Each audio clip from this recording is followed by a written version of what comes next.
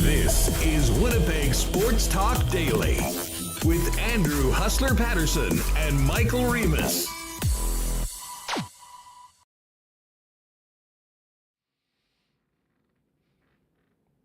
Anybody ready for some playoff hockey? What is up, Winnipeg? It is game day. Jets Vegas Golden Knights tonight in game number 1 of their playoff series. And we are locked and loaded here on Winnipeg Sports Talk. Andrew Paterson with you along with Michael Remis. You can feel the energy around the city. This is going to be a lot of fun. Cannot wait for puck drop tonight just after 8:30 Winnipeg time down at the T-Mobile Arena as the Jets and Vegas Golden Knights kick off their series in game number 1. We have a packed show. The Jets actually did skate quite early today. We've got Rick Bowness's comments from just the last little bit before going live here at 1 p.m. Central. So we'll get to that, get the latest on the Jets lineup, or, well, the game time decisions, according to the coach. Talk about that in just a minute, as well as discuss a pretty wild night in the National Hockey League Stanley Cup Playoffs last night with 4 game ones, including 2 overtimes and a double overtime game to get to. Got a great lineup. As I mentioned, Mike Kelly from NHL Network, one of our favorites, going to jump on in the first segment, get his thoughts on Winnipeg Vegas, as well as what we saw last night and a couple other series that begin tonight. And then Mike McIntyre, the Winnipeg Free Press, will join us from Sin City. We'll get the latest on the club. He, of course, was at the morning skate, spoke with Rick Bowness today, and get Mike's thoughts on this upcoming series. And, well, with the puck dropping tonight between Winnipeg and Vegas, we'll talk a little bit about the visitors as well. Ken Boehlke from Sinbin.Vegas, covering the Vegas Golden Knights, will also be on the program a little bit later on. We'll hit the Coolbet Lines and, of course, discuss what happened last night in the NHL as well. So all systems go on playoff hockey tonight. I hope you maybe have a little napski after work, or just make sure that you're able to take it all in, because it is a little bit of a later game tonight with it being in the Pacific time zone. But as Minnesota and Dallas fans know, you don't need to be in the Pacific time zone to have a 8:30 or later start. And then when it goes to double overtime, that can really make for a short sleep cycle for fans of teams that are playing in these. So let's get it on. Great to have everybody with us. It's been some huge shows as of late with all the excitement around the hockey club and the upcoming playoffs. If you're just finding us for the first time, welcome to Winnipeg Sports Talk. We're here every day, Monday to Friday, live on YouTube at 1 o'clock Central, with the audio podcast available right around 3:30 Central in time for your drive home if you're working 8 to 4 or 9 to 5. You can find us as well wherever you get your favorite podcasts by searching Winnipeg Sports Talk and pressing subscribe. Just before I bring in Michael Remis, a big thanks to the sponsors that make this show happen each and every day.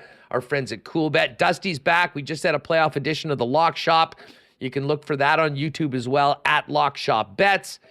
We'll let you know about a couple exclusives we've got over at Coolbet at the end of the program. Of course, our friends at Princess Auto for their great support of Winnipeg Sports Talk, Canadian Club, Manitoba Battery, Aquatech, Modern Man Barbershop, Wallace & Wallace, Nick and Nicky DQ, F Apparel, Vita Health, Consolidated Supply, Boston Pizza, Royal Sports, Aikens Lake Wilderness Lodge, Breezy Bend Golf and Country Club, and of course our friends at Little Brown Jug. Probably a few LBJs being cracked tonight right around 8:30 when the puck is about to drop. Let's get it going. Michael Remis, get in here. Are you ready to drop the puck or what? I'm ready, but I am going to need a little napski this afternoon. I'm tired, Huss. I stayed up watching both overtimes, had the 2 TV setup, essential this time of year. Although when you're watching 2 overtimes at once, it's almost like watching no overtimes because you're watching back. You're just like trying to watch two at once and you're kind of not really successful. But I put out a poll. Did you stay up for the end of that double overtime? 69% of respondents said no. I stayed up. I said, look, I know I'm getting older. Got 2 kids now. But I'm not so old that I'm going to bed during a Stanley Cup playoff overtime. So I watched I was watching the Oilers and the Wild, and I thought we were going to see like a 5 overtime with the way the goalies were playing with the Minnesota Dallas. And we all hated seeing Ryan Hartman score, and you tweeted he shouldn't have even been playing in the game. If player safety had any balls, Huss, they would have suspended him for more than 1 game for his cheap shot on Nikolai Ehlers. But there he was, ending the game, and I was just happy I could go to bed, even though I did not like who scored it. I am legitimately triggered by this. I was triggered just seeing him playing in the game. And like I've always, through it, like I haven't had a big hate on for the Wild. I mean, it's been sort of a fun rivalry, with the fans going down there and then coming back, and they're Minnesota nice. It's all good. But this Wild team, after, they fed the Jets a few times. And then, of course, when the Jets did manage to beat them to clinch their spot in the playoffs, ended up with a bunch of Bush League garbage from Dean Evison and his hockey club that I think rubbed a lot of people the wrong way. And, I'll just mention this, not to go back and dwell on it too much, but I was checking out some Overdrive after our show yesterday, doing some work behind the scenes for WST, and they were talking about this. Jeff O'Neill said he could not believe that Hartman didn't get 5 games.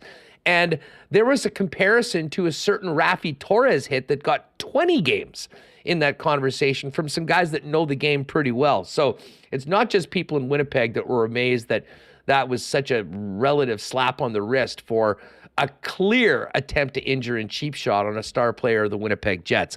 All that being said, I was also extra choked because it cost us what would have been a beautiful start to the playoffs with our Coolbet exclusive yesterday. But enough about the Wild. We'll be getting into the Winnipeg Jets. That game was, though, I'll tell you who was happy watching that game, Reem.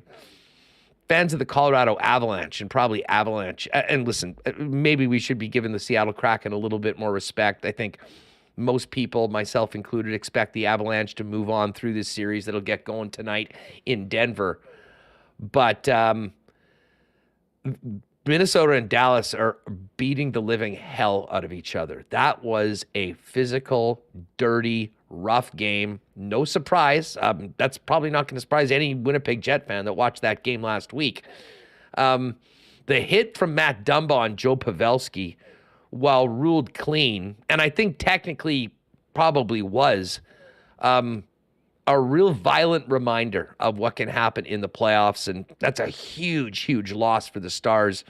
I can't imagine Pavelski plays anytime soon in this series, so it'll be the likes of Rupi Hintz and Wyatt Johnson that are going to need to step up. But my takeaway from that game was absolutely brilliant goaltending. Gustafsson was phenomenal, and I will give the Wild credit, a number of their players, for playing that desperate style of hockey you need to in the playoffs, where you do anything and everything to get in front of the puck. There's a few what should have been sure goals that were saved, not by the goaltender, by other players.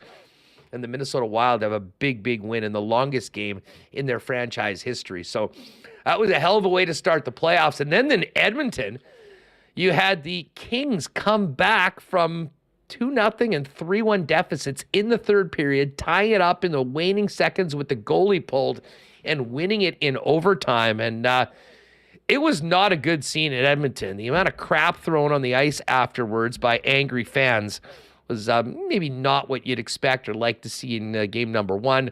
They were quite displeased with some of the reffing.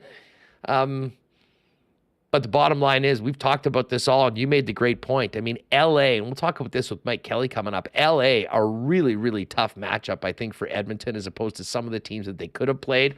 And this is not going to be a walkover by a team that was far and away the hottest team in the West for the last 2-3 weeks of the season, or months of the season. They're both the Oilers were hot since the deadline. I think the Kings were playing very well since the new year. And they played last year. They played during the season. The Kings always play them very tight. Connor McDavid, 0 points yesterday, although he almost scored on would have been the play of the playoffs where he just skated through 3 players. It was obscene watching that and had a scoring chance. So I mean, I know the score sheet says 0, but I don't think it's indicative of how he played. Edmonton, I mean, you got to hold on to that lead 3-1 late in the third. And LA, they're not going down easy. I still picked the Oilers. I didn't feel good. I wanted to go with the Kings, but I did take the Kings last year and I went to 7. We'll see about what happens this year, but it's going to be a very, very tough physical series. So that was great. Tough seeing fans, throw stuff on the ice. That's kind of, you don't want to see that. But Oilers fans losing, they lost game 1 last year and still won the series. So they got time. I think you can feel okay about how you played, but you lost. And I did think it was a pen. I know the guy Darnay was all pissed off. Like, why are you swinging your stick around like that when you fall down? Like, what did he think was going to happen on that play in overtime? So I thought that was a penalty, although I know people will be upset that there was other stuff that they let go. But I don't know how you don't call that when the guy's entering the zone and gets tripped up by a guy who's lying down, swinging his stick. So I thought I don't think they had a choice there. Yeah, back to McDavid being held off the score sheet. McDavid only had 3 points against the Kings this season in their games. And that, I'll say this about that Kings comeback. It was not the way that you would expect them to win. I mean, their path to victory, and God knows we saw this in that last game at the Crypto.com arena when the Jets were in LA on that last West Coast road trip. If they get a lead, a 1 or 2 goal lead, they are so difficult to generate much against. I didn't expect the path to victory would be for the Kings to come back from 2 goal deficits in the third period. But that was the way that it went down, and it's a big, big confidence booster. Obviously, if you liked Edmonton before and you still believe it, might be a good time to get a little wager in on them. We talked about that on the Lock Shop. You can check that out on the YouTube page over at Lock Shop Bets if you haven't seen it before. But anyways, big, big night. Nice wins early for the Carolina Hurricanes and a very tight one against the New York Islanders.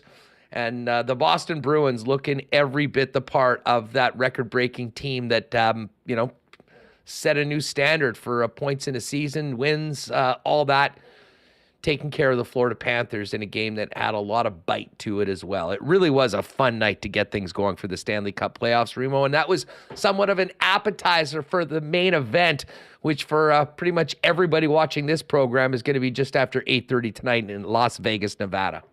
Yeah, 8:30 p.m. They say it's at 8:30, but I think it's actually going to start like 8:50. They have the big pregame show in Vegas on the ice, and they got to make sure the 6 o'clock game has ended, which is the Toronto game. So we'll see what happens. 8:37. 8:37 is what they tell us. Okay, so we'll see. And I know people in Minnesota and Dallas are all upset. Like there are brothers in the Central Time Zone. And they're mad about having home 8:30 starts. I don't know if that'll ever change, but it's funny. Michael Russo, who writes for The Wild, or writes about The Wild for The Athletic, tweeting after, like, these 8:30 games, when they go to overtime, the arena is, starts full and then starts emptying out. People aren't watching on TV, which is why you're having it late. So, I don't know, the games, your late starts are good for TV, but you're also having really late endings that a lot of people may not stay up for, as 66% of people now who answered didn't stay up. In the regular season, everyone's complaining, why are all the games starting at the same time? And then in the playoffs, they stagger them. So we've got great games always going on there all night, and people are mad too. I mean, you'll never be able to satisfy everyone. I have absolutely no issues with where the Jets are playing these late games because, of course, they're going through the Pacific Division. But the Central Division is the one whose fans and teams have to do the most adapting come playoff time. That being said, whatever time the game is on, I know Winnipeg Jet fans are going to be locked and loaded and ready to go. And that game is, of course, tonight just after 8:30 our time. But the Jets did practice earlier today, Reem, and Nikolai Ehlers was not out there. waiting to hear on Ehlers' official status. And as we hear from Rick Bowness, I don't think we're going to get very much from certainly the Jets coach on status of players until the puck drops. There was some good news, though. Stenny was back out there. Kevin Stenlund did apparently skate in a regular jersey. But as we'll hear from Bones in a minute, Ehlers and Stenlund still game time decisions. And it sounds like it'll be Gus and David Gustafsson and Carson Kuhlman, potential adds to the lineup if need be. Yeah, and Bones is so old school. Like, he won't say. They're just I think everyone on the Jets is actually day to day until you see them on the lineup. But we'll play the clip. He said Ehlers was day to day. He skated yesterday in a regular jersey, didn't skate today. I saw Ken saying, look, a lot of times Ehlers doesn't take the morning skate, so not a lot to see there. I think the fact that he skated yesterday was good.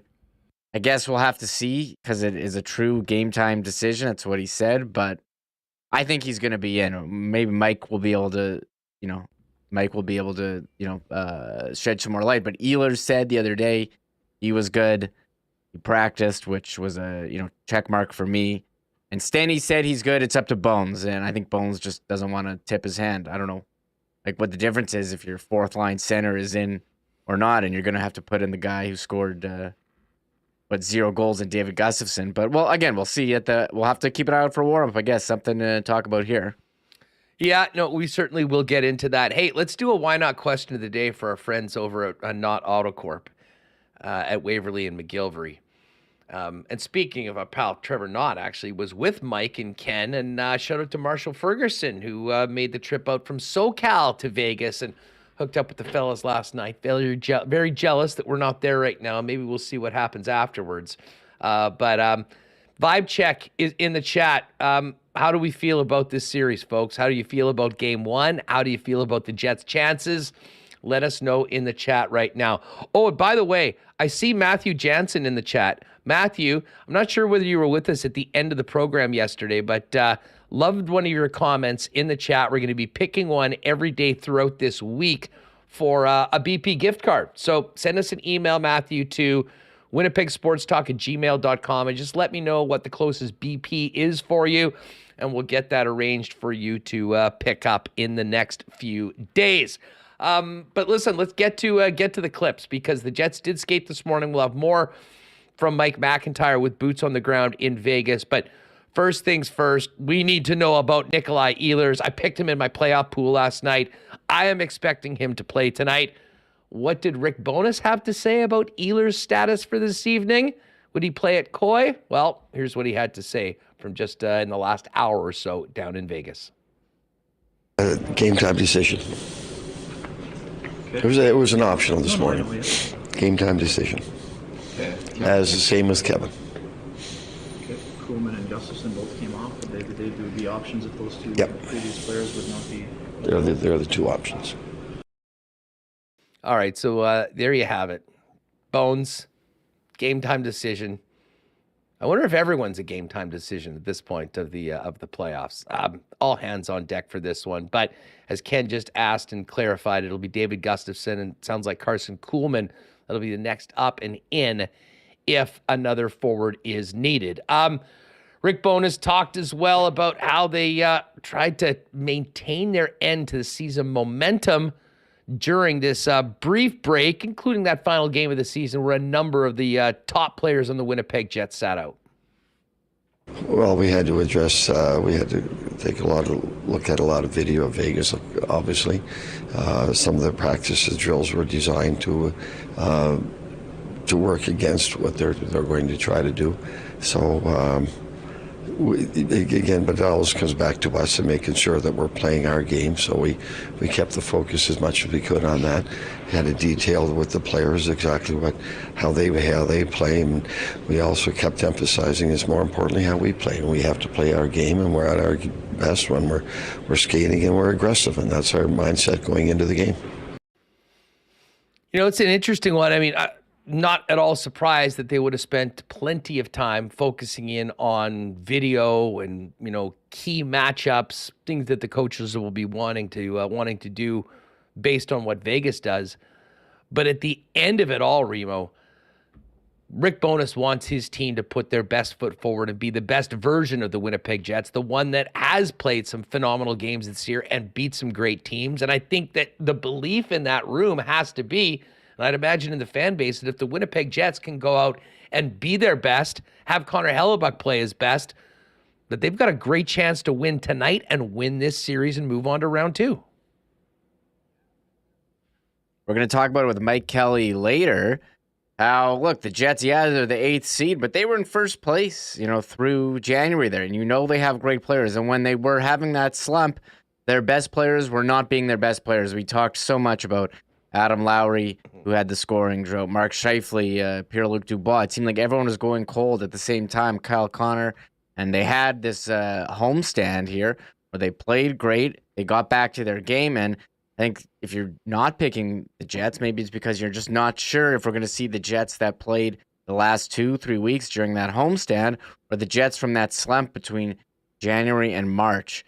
We do know for sure, there's no doubt that the Jets have the better goalie, but it's going to be up to the players to help support Connor Hellebuyck because we know he can't do it on his own, although he has done it on his own at times. It's definitely happened. Hey, quick thank you to Markian Duplac in chat with the nice little super chat. Appreciate that, Markian.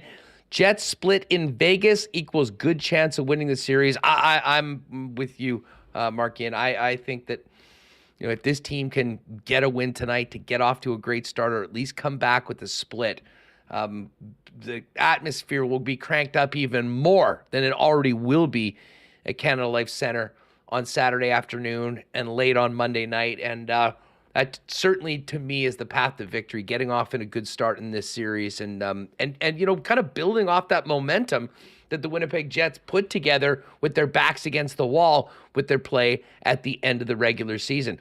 By the way, great to see everyone out here. You can tell the playoff excitement is around. We're pushing 500 this early in the program. If you haven't already, do us a favor, hit that thumbs up. See if we can get that to 200 right off the bat.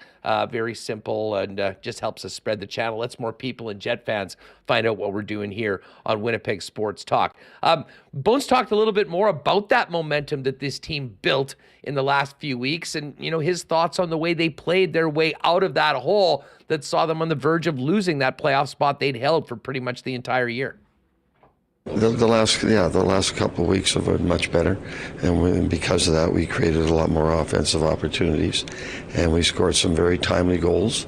And when things didn't go our way, we got some very timely saves, which we're going to need both of those in a series like this. You need those timely goals, and we're not going to control every minute of play out there. They're an excellent hockey club. They're the #1 team in the conference. So when things aren't going our way, you're going to bend a little bit. Don't break. And they're going to need some big saves from Connor, no question. All right, so there's Rick Bowness on the way his team played at the end of the season and hoping to duplicate that and maybe take it up even another level against a hell of a good Vegas Golden Knights team that certainly earned that #1 spot in the Western Conference. Now, as we talked about last night, or coming out of last night, a lot of rough stuff in a number of the series. Pretty much everyone had plenty of scrums. Far more. It was just a perfect example of just how different National Hockey League Stanley Cup playoff hockey is than what you see in that 82-game regular season. And while Ryan Reeves might not still be a member of the Vegas Golden Knights, this team, formerly under Peter DeBoer, now under Bruce Cassidy, certainly plays with bite and with an edge and will be there to match and to challenge the Winnipeg Jets physically. Rick Bowness was asked if he's expecting some fireworks tonight and in this series after watching everything that transpired in Game 1 of the playoffs last night. Well, we don't want to take early penalties. We certainly don't want to do that. The second penalty Florida took last night hurt them. All of a sudden, they're down 1-0. They were playing well. So we want to be aggressive, but we want to be intelligent about our play. We want to stay disciplined. And the last thing we want to do tonight is take early penalties. But if we're skating and we're moving the puck north and making good puck management decisions going through the neutral zone, then we'll reduce the chances of taking those penalties. What's the best way to handle emotion in the first game like this? Is it an individual basis? Each guy does it differently? Yeah, it is. And listen, they're going to be nervous. no matter what you do, no matter how many games you've played in this league and how many cups you've won, that first period of a playoff series, everyone's nervous. And you just got to play your way through it and get into the flow of the game.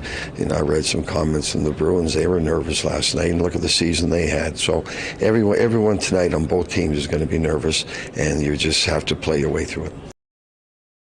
I'll say this about what Bones just mentioned about those nerves.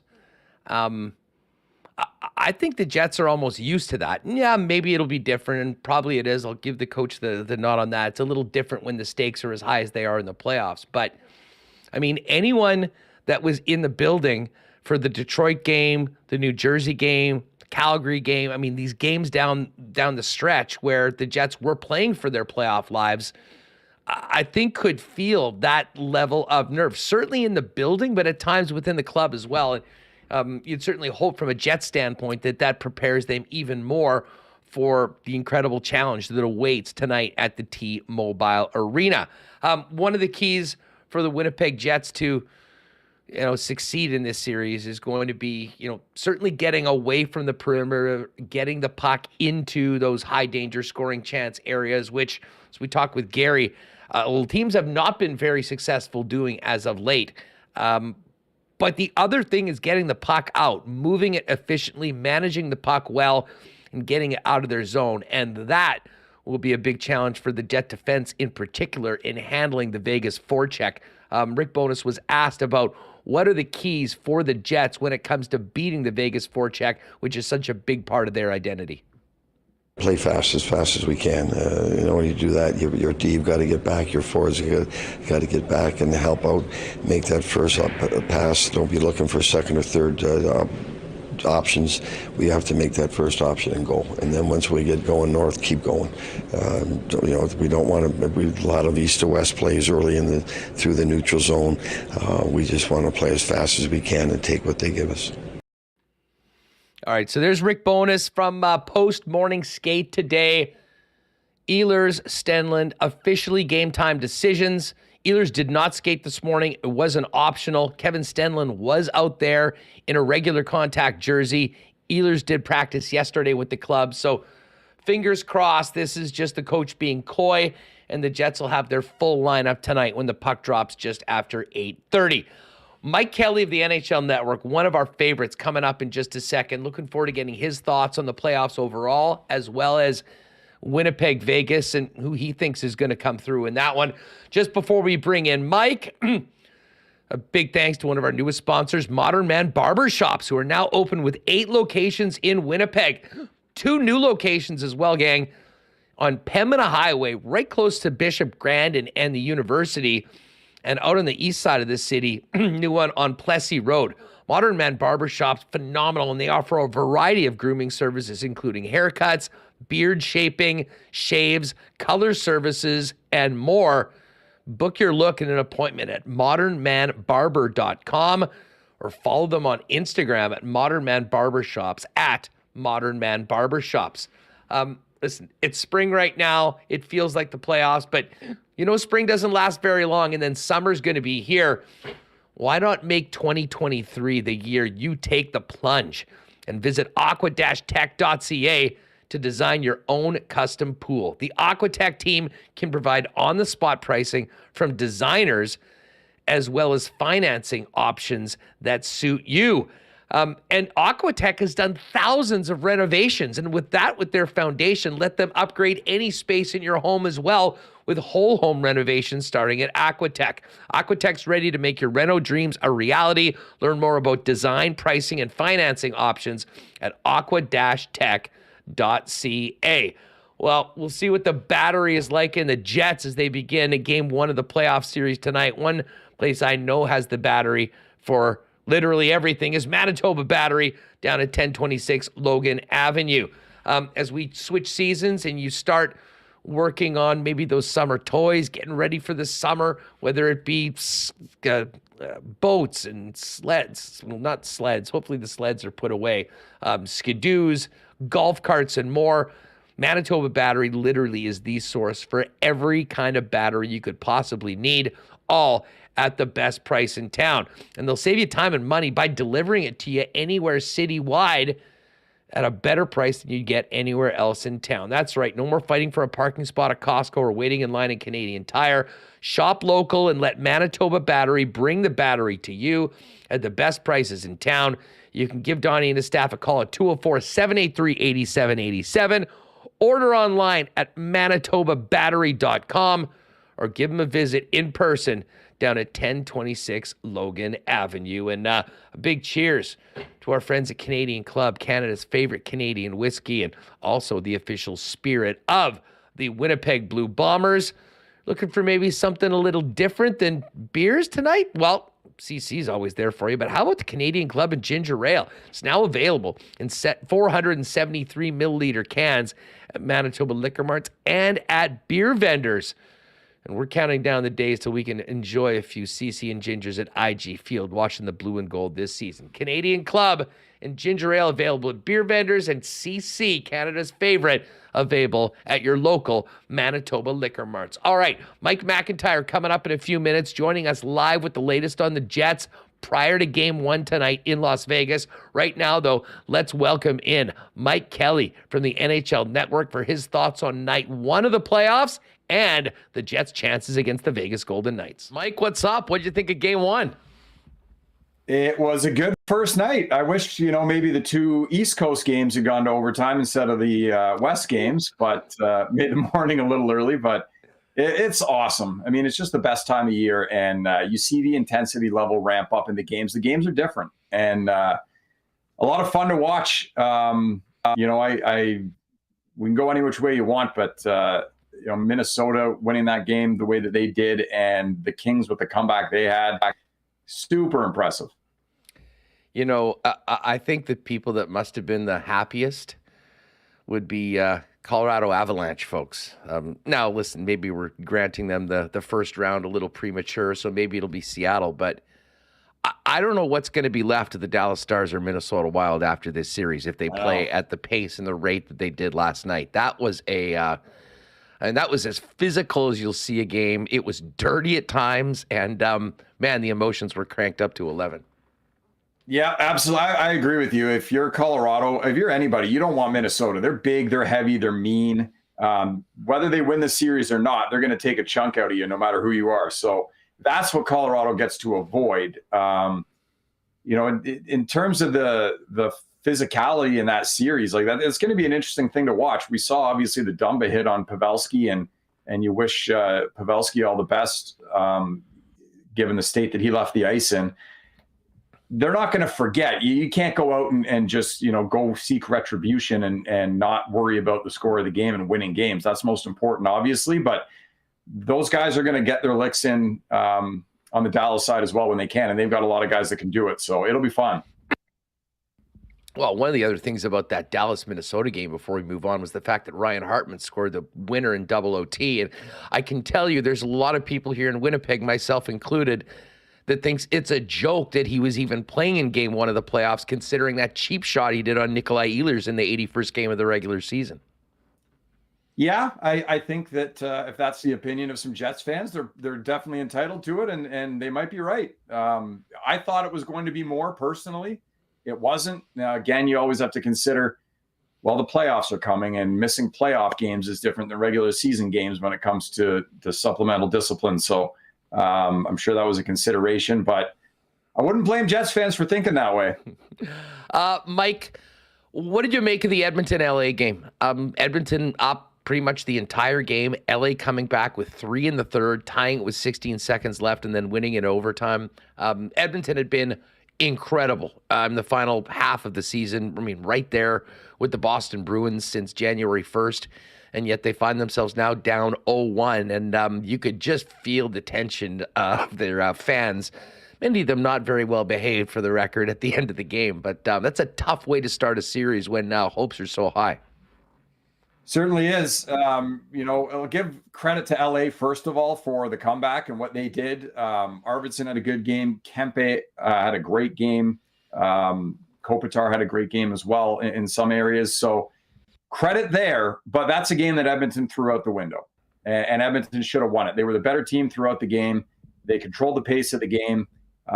They certainly had it, given the score 3-1 and leading by a goal in the last minute as well. They let that one slip away. So the good news for LA is, regardless of what happens in game 2, you're going home at least with a split against a team, like you said, has been so hot. Like that's a win.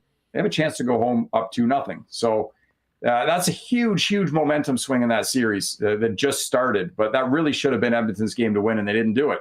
I'll give the Kings a lot of credit as well. They did a great job collectively of slowing Connor McDavid down. I know he didn't have any points, and I'm sure the first question a lot of people are going to be asking is, well, what happened to McDavid in game 1? He had a great game. He still had a great game. Puck possession was exactly what it's been all year in the offensive zone.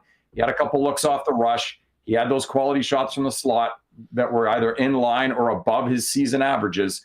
He wasn't bad, but at the end of the day, he wasn't able to capitalize. And there were a lot of rushes where McDavid came in that the Kings did a great job keeping him to the outside. So you can't stop him. You can only try to limit him. The Kings did limit him, and then you cross your fingers and hope pucks don't go in the net. Leon Draisaitl, his line was the best in the game for the Oilers by far. They were terrific. So we'll see going into game 2 what happens. But in large, I think if Edmonton plays the way they did in game 1, they'll be successful. They just threw that one out the window. Mike, these teams went the distance last year in the playoffs. They know each other quite well. Is this a uniquely tough first-round matchup for the Oilers as opposed to maybe some of the other teams in the West? Absolutely. This is not a good first-round matchup for the Oilers. When you think about who they could have played, we're not going to write Vegas off or look past Vegas. They were the best team in the Western Conference this year.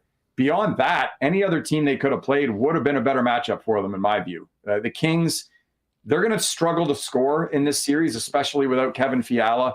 We saw so much of their offense in game 1, their chances coming from either Kopitar or Kempe. And Arvidsson was good too. He had some looks. But that's where a lot of their chances came from. You go beyond that, like there's other guys that can score, but there's not a lot of great offensive talent there. Fiala's such a game breaker for them. They win with defense, and that's what they're going to do to the Oilers, is try to jam them up and win a type of game that we saw played last night. So the other thing I'd keep an eye on as well is in the season series, and we talk about Edmonton having the best power play ever recorded. In the season series, the Kings had 4 power play goals. The Edmonton Oilers had 2. And then last night, it was 2-1 LA. So somehow they're winning that special teams battle as well. Yeah, that's not something I think many people had on their playoff round 1 bingo card, that's for sure. Mike Kelly, the NHL Network's with us. Well, let's get to the home team here in the Peg, the Winnipeg Jets. And just before we talk about the matchup with the Vegas Golden Knights, Mike, I'm interested in your perspective on where the Jets are right now as a team. They had that great, unexpected first few months of the season. They had 2 months where they were, by record, among the worst teams in the National Hockey League, and seemed to come together when they had to late in the season to propel themselves into the playoffs.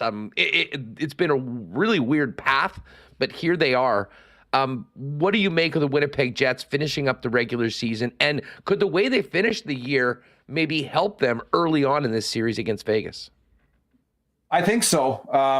That's been the interesting part about watching this team this year, is that there was a time, around the midway point of the season when they were first place in the West. Forget the division. They were the first place team in the Western Conference. And like you said, they went completely off a cliff. And some of their star players stopped playing like star players. And that was a problem. And Rick Bowness made public comments about it. He sat guys at different times. He ultimately changed lines. That has worked really well. So now they're starting to play a little bit more like that team that we saw earlier in the season. And that's a good thing for Winnipeg. That's why I don't view them as a true 8 seed. It's in fact why I've gone as far as to pick them to win the series against Vegas. I think they can. So, not only has the top line, the loaded up top line of Dubois and Scheifele and Connor been good, but the Wheeler and Ehlers and Nemesnikov line's been really good. So that top 6 can go up against anybody. But their D's good. They've got the better goalie in the series, and I would say a top 3 goalie in the league this season.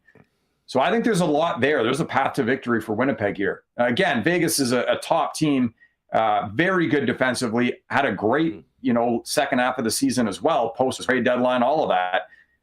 And Mark Stone's coming back. So It won't be easy, but when you talk about a 1 versus an 8, this isn't a 1 versus an 8 to me. That Winnipeg's better than that. They play better than that, and they are playing better than that right now. And, I mean, from a Jets perspective, when we kind of focus on those top two lines, I mean, I have to admit, I think it was Adam Lowry that really put the team on his back at times in that third line, especially after the changes with, a guy that scores 20, 25 every year consistently in Niederreiter that can play physically, playing with Lowry. I mean, he's been big. But those top two lines, the different look has been that sort of jolt of energy they needed. The second line is unique because, I mean, I don't think anyone had Nemetsakov playing 2C when he was acquired at the deadline. But Blake Wheeler's looked better, and it gives Nikolai Ehlers the opportunity to truly be the offensive catalyst of that line. And it's strange. At times, he didn't gel very well with Mark Scheifele or Pierre-Luc Dubois for whatever reason. And now you've got all those guys on that top line. And Mark Scheifele, maybe with less defensive responsibilities, playing on the wing. Were you surprised at how it worked after the changes, or is this something that coaches kind of pull out of their bag when the old in case of emergency break glass theory? And there definitely was an emergency here in Winnipeg before those lines came together. Yeah, a ton of credit goes to the coaching staff, no question about it. And I don't think we should be shocked that Dubois, Connors, and Scheifele are working. Connor, I should say, and Scheifele are working. And when Scheifele got sat, I think it was against Carolina, right? And he got benched in a portion of the game. And his next 10 games or so were not good.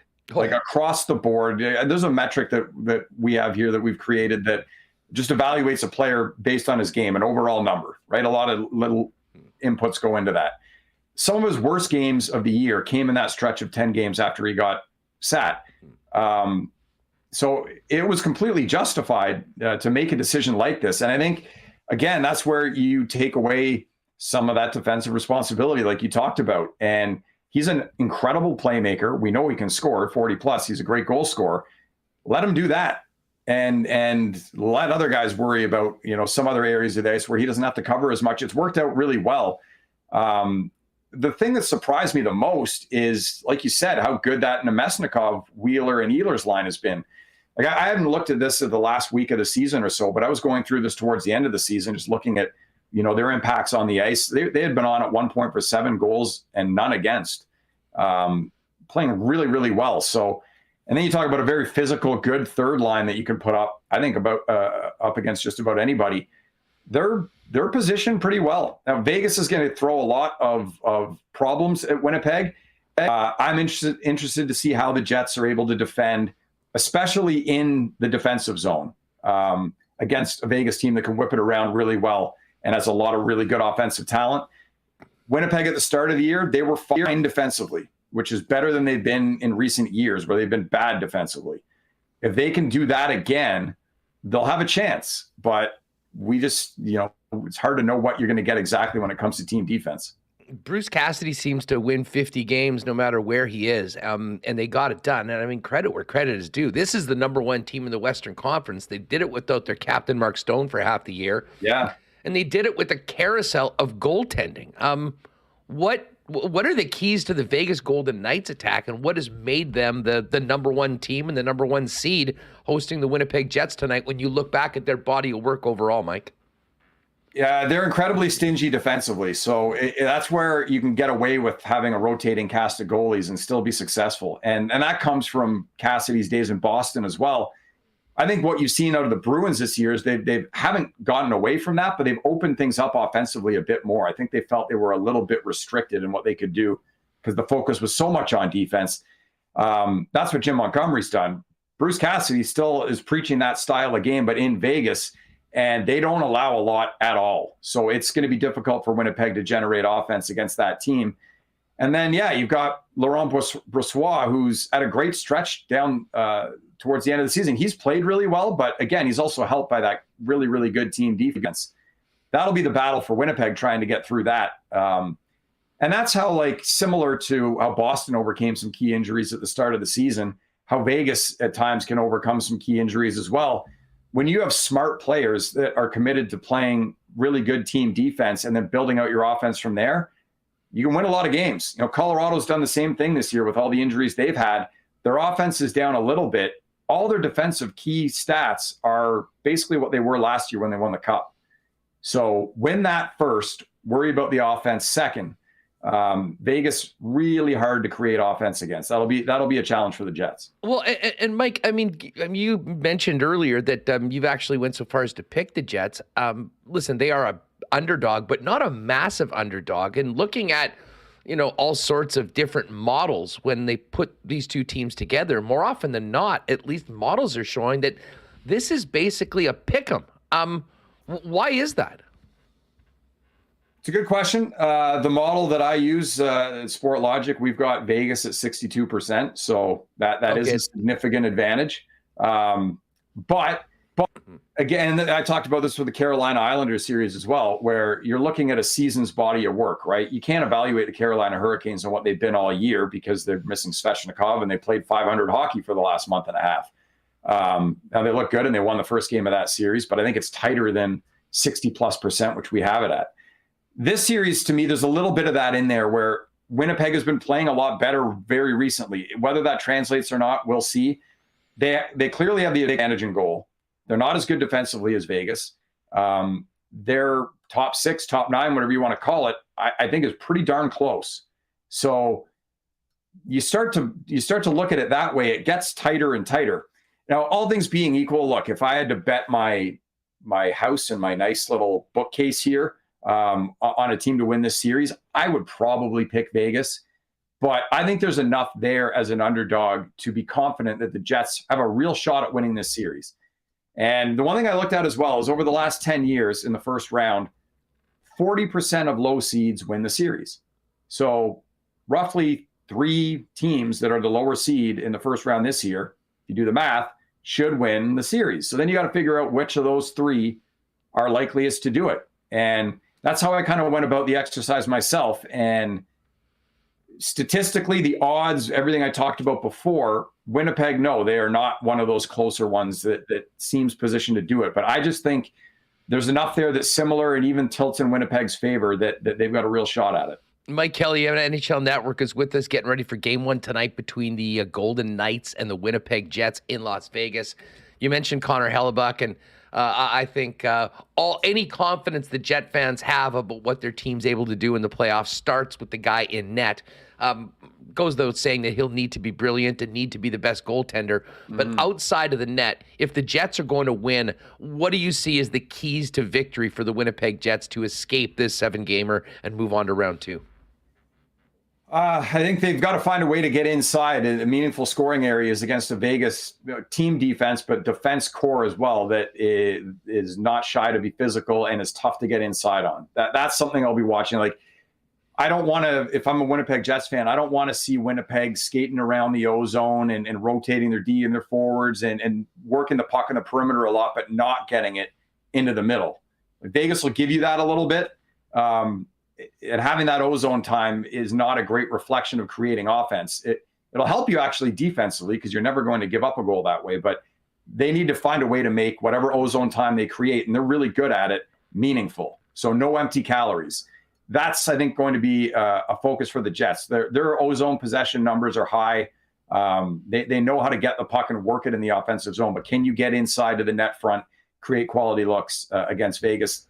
That'll be huge in this series. Mike, this has been awesome. Hey, just before we go, I got to quickly ask you about the 2 series that get going in the East tonight. I just came back from a week in Toronto, and it was hilarious talking to people. It was as if hockey wasn't even existing. They were happy with the Blue Jays. The weather was beautiful. Yeah. But you knew come wake up today, everyone is on pins and needles. There's pressure on that hockey club, unlike any team in the NHL, just to get out of the first round. And they got to go back up against a team that has been the standard, really, in the Eastern Conference for the last number of years. Break this down for us. The Leafs, can they get it done? And how difficult will it be to escape being a Tampa team that always seems to find a way to win? Yeah, it'll be tough. And, I don't know with Leaf fans whether they're incredibly smart or incredibly not, because I get the sense that they're all really confident, which if you go back to the end of the playoffs of the first round last year when they lost, they were all saying, that's it. I'll never believe again. I've had it. I can't do it anymore. And I talked to the Leaf fans now, and they're like, oh, they're feeling great. Now they've turned over some of the roster, and you know what? They should feel great, honestly. They are smart hockey fans, and I think they know that this team's really good. So the last 6 years, Toronto's been in the playoffs. I have picked against them every year. I picked Boston to beat them. I picked Tampa to beat them. I picked Columbus. I picked Montreal to beat them. I have not loved the playoff-type teams that they've built in years past, and I've seen paths to victory for their opponents every time. This is the first year I picked Toronto to win. And a lot of it is to do with the moves that they've made. And I think they are better, and they are more balanced, and they are more ready to win in the playoffs. And the core that's been there forever, they've been through enough at this point. I think they kind of know what it's going to take. And equally, Tampa Bay is not the team they were last year or the 2 years before that. And I think Toronto's got a sizable speed advantage in this series. Tampa Bay, I don't think, can play at the pace that Toronto can. That's off the rush, but that's also the forecheck. I would watch in this series for Toronto to forecheck, cause turnovers, score goals in that way. So I think they should win, and they will win likely. Same time, everything you talked about, the pedigree, Tampa Bay, they've got all their big guys still, and they're some of the best in the world. So it's going to be fun to watch. Well, and the pressure, I mean, as I said, and Austin Matthews, Mitch Marner, I mean, I don't know whether there's two players in the entire Stanley Cup playoffs that have more riding on this series and more on their shoulders than those two when the puck drops tonight. You know, we here in the West don't see as much of the Metropolitan Division regularly. New Jersey's been such a great story this season. I don't know how many people had them winning the playoffs and making the playoffs, never mind putting up 50-plus wins. We saw them here in Winnipeg for the first time a couple weeks ago, and you know the Jets were really good that night and took care of business, but there was a few players that stood out to me. This Jesper Bratt, I mean, what a dynamic player he is, and obviously Jack Hughes has turned into the superstar that they thought they were getting when they picked him number one. But then New York, I mean, you've got Kane and Tarasenko and, of course, Shesterkin in net, which is sort of that Hellebuck factor that, the Winnipeg Jets have. Break this down for us. The Battle of the Hudson, Jersey and the Rangers. Jersey has home ice. They're a little bit of a favorite, but certainly seems like this one could go either way. How do you see it, Mike? This was the last series that I put a pick in for. I kept going back and forth, and I don't know how you can. So Jersey, everything you mentioned, right? They are fast. They play incredibly fast, and they force turnovers. They're gone. They get the puck in the D zone. Their forwards are gone. Everything they do is quick, and it has given the Rangers a ton of problems in the season series. Jersey won 3 of the 4 games. Odd man rushes were 31-9 in favor of New Jersey. Rush chance, all that. The Rangers couldn't handle their speed. So playoffs can be a little bit different. And New York is certainly going to try to take that away. Rangers are one of the best teams in the league at getting the puck in the offensive zone and working it around and creating offense that way. It's a real contrast between the two teams. So it's a cliche, but if one team can dictate its style of play over the other, that's likely the team is going to win because they are different enough in that sense. Then you got Shesterkin. Vanacek's been terrific this year. He's been great. We know what Shesterkin is. So that should be an advantage for the Rangers. It's going to be fascinating. Like Nico Hischier, for me, should be on Selke ballots this year, and he should be a finalist this year. Vantage very good defensive center as well, and he can score. So you can go kind of one back and forth with the other in terms of just how this whole thing matches up. I'm interested. The biggest thing I'm watching for game one, can the Rangers slow New Jersey down? If they can do that, they got a great shot. If they can't do that, they are in big trouble. Hey, last one for you. New York's been there. They've got a lot of experienced players. They went to the conference finals last year. Jersey hasn't been there in a while. Is there a metric? How much should we put into experience? Does that really matter? And if it does, how much? Look, I haven't played in the league, and I've talked to a lot of players at the NHL Network when I'm working there. I asked them all these questions. I don't think in this situation it should matter that much. And there's guys that have played in the league that I talked to at the network all season that, didn't think Jersey would start well, and they did. And then, okay, well, let's see how they do when we get into the middle of the season. And, you start to get in the grind of the season. Well, they kept winning. Let's see how they do at the end of the season when things get a little tighter and tougher, whatever. They kept winning. why would I think that New Jersey is all of a sudden going to shy away from the spotlight and run into any of those kind of issues that might occur when you're inexperienced? Young and dumb. Like, that's the saying, right? Just they don't know any better. They're going to go and they're going to play their style of game. And it's been effective all year, and it's been really effective against the Rangers. So I'd be shocked if in the first round in this series, we saw any tightening of the sticks on the New Jersey side, and all of a sudden they just didn't look like themselves. I don't know, maybe you get to a conference final, a cup final, that microscope, really dials in. Maybe it shows more then, would be my thought. I'd be surprised if we see it here. Mike, this has been so great. I know how busy you are right now at playoff time. We really appreciate you jumping on with us here on Winnipeg Sports Talk. And I can tell you your pick of the Jets is inspiring confidence throughout the province of Manitoba and the Jets Nation going into game 1 tonight. It should be great. All the best to you and the fam. Thanks so much for doing this, and we'll talk soon. Hey, you as well. Always love talking to you guys. We'll do it anytime. And if I'm worth my salt, we'll be talking about the Jets' second round opponent, right? Cheers, Mike. All right, great stuff with Mike Kelly. Actually, we will be able to see a little bit more NHL Network stuff now that they took care of, ended Tim and Friends and Jackie Redmond, and going to have a couple hours of NHL Network stuff that's not normally available here in Canada now on Sportsnet. So hopefully you get a little bit more Mike Kelly, one of my all-time favorites. We're going to be heading to Vegas in just a second and welcoming in Mike McIntyre from the Winnipeg Free Press.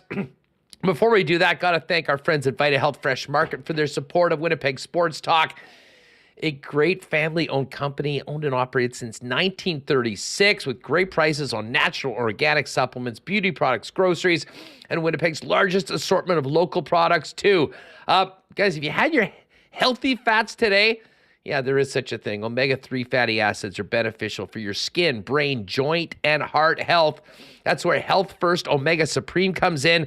Get your healthy fats the easy way with this one-a-day soft gel, and it's on sale all month at Vita Health Fresh Market. Vita Health, empowering people to lead healthy lives. 7 Winnipeg locations, including the newest store in Linden Ridge, and online at myvita.ca. Well, the spring cleaning is just about done, and it's moving on to getting some work done, and Wallace & Wallace is busy taking care of fencing and overhead door needs for Manitobans as they've done for so long. If your property needs the security and protection of a new fence, or if winter's done a number on your old one, give them a call. They've got vinyl, ornamental, welded wire, chain link, or wood. Definitely the right fence for you. And if it's time to replace your garage door, they've also got Winnipeg's largest selection of overhead garage doors. Call Wallace & Wallace at 452-2700. Their team will arrange a time to come out and give you a free estimate. You can also visit them at wallacefences.com or pop down to their showroom on Lawson Road off of Kenniston. How's the closet looking, fellas, as we head into spring and summer? Well, hopefully you pulled the whites out for Saturday and Monday at Canada Life Center. When we're thinking about your menswear, F Apparel has everything you need, including custom suits made to fit, starting at just $400, along with chinos, golf pants, custom shirts, both tucked and untucked styles, and an incredible selection of menswear accessories. F Apparel's got a 15% discount for wedding parties for this summer. And if you've got a 2023 grad, get the young man a new custom suit. And F Apparel will throw in a free custom shirt and tie valued at around $150. Pop down and see him, F Apparel, 190 Smith Street downtown, and make an appointment at F. That's EPHapparel.com. And hey, if you're staying at home tonight, or maybe killing some time before we drop the puck in Vegas tonight, why not pop by one of the 4 Nick and Nicky DQs, get a playoff blizzard, and maybe a stack burger as well. 4 locations for Nick and Nicky DQs: DQ Niverville, DQ Northgate, DQ Polo Park, DQ St. Anne's.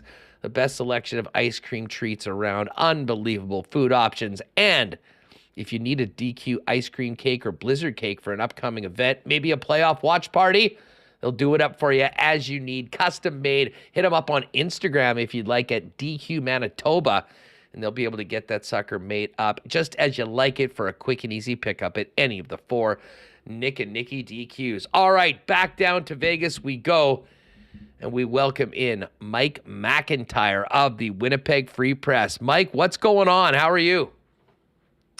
Doing great, Huss. Just walked back to the hotel here down the strip a bit. It's a sizzling, I think 25, 26 degrees out right now. Saw a few Jets fans gathering in the area of T-Mobile. I suspect there'll be quite a few more. Met some at one of the local establishments here last night. Some Jets fans, some of your fans actually in town here, Huss. Big fans of the show. Shout out to all those folks. Many who will be at the game tonight. And yeah, there's a buzz around around the Jets, of course, around this city. There's always a buzz around this.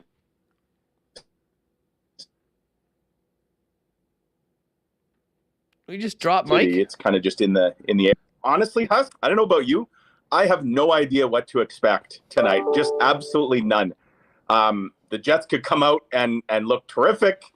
They might come out and stink the place out. I mean, I have no idea. And part of that is because we kind of saw a whole bunch of different Jets teams over the course of the season. Yeah, well, obviously. And I mean, I think we're all hoping, or at least people that are, pulling for Winnipeg, is that we'll see more of the team that found their way late in the season in the nick of time before sort of wasting away everything that they'd earned earlier in the season. That being said, as you mentioned, Mike, none of that matters. Once you drop the puck in game one of a best-of-7 playoff series, you can throw the playoff seedings out the window. You can throw everything that happened during 82 games because it is a fresh start. But it is a fascinating matchup between two teams that really haven't played at any point in 2023. And two of the three games played was Big Save Dave and not Connor Hellebuck, who, of course, is going to be the center of attention along with his former battery mate in Laurent Brossoit. But just before we get to breaking down the series and some of your thoughts on both sides of things, you were there today. We heard from Rick Bowness. What was the atmosphere like around the Winnipeg Jets as they, had an optional skate this morning? And, I mean, you've been covering this team basically day in and day out all year long. You'd be as good as anyone to describe kind of what you got from the vibe check, if you will, of this team going into puck drop tonight. Yeah, I would describe it as a quiet confidence, Huss. Yesterday was interesting because I actually was at both practices, managed to dash from T-Mobile to get out to the Vegas facility in Summerlin. And I'll say this, there was a noticeable difference in the two practices in terms of not the energy, but certainly the vocalness of it. I mean, the Vegas practice, like there was a lot of chatter. Part of it was because they had a ton of fans in the building and it's a more intimate setting, a smaller rink, their facility. But I thought there was a lot more chatter. They looked maybe more like a little looser, I guess, than the Jets. There was more of a business-like approach, and I got that sense again today from the Jets that there is a quiet confidence that this is a group that knows that, they're the 8th seed, but it wasn't that long ago, Huss, that they were actually ahead of Vegas in the standings, and they were flirting with the number 1 seed that the Golden Knights ultimately claimed. So it's not, I'm not saying that they're cocky or that they're overconfident, but I do get the sense that there is a quiet confidence. And I think a big part of that, I was talking to Kevin Stenlin this morning, and he mentioned that game in Minnesota last week as a real pivotal one. And it pivotal, obviously, because the team punched its ticket to the playoffs by beating a good Minnesota team in a game that, quite frankly, they had to win, or else it was going to come down to potentially having to beat Colorado.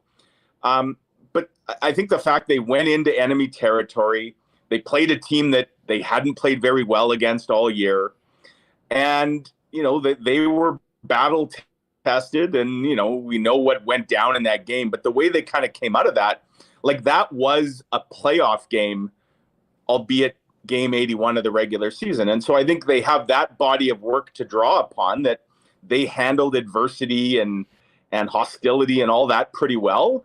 And so, they're coming here into Vegas against a team kind of like Minnesota that they haven't played very well against when they faced them earlier in the year, albeit under very different circumstances. And so I do get the sense that there's a confidence there.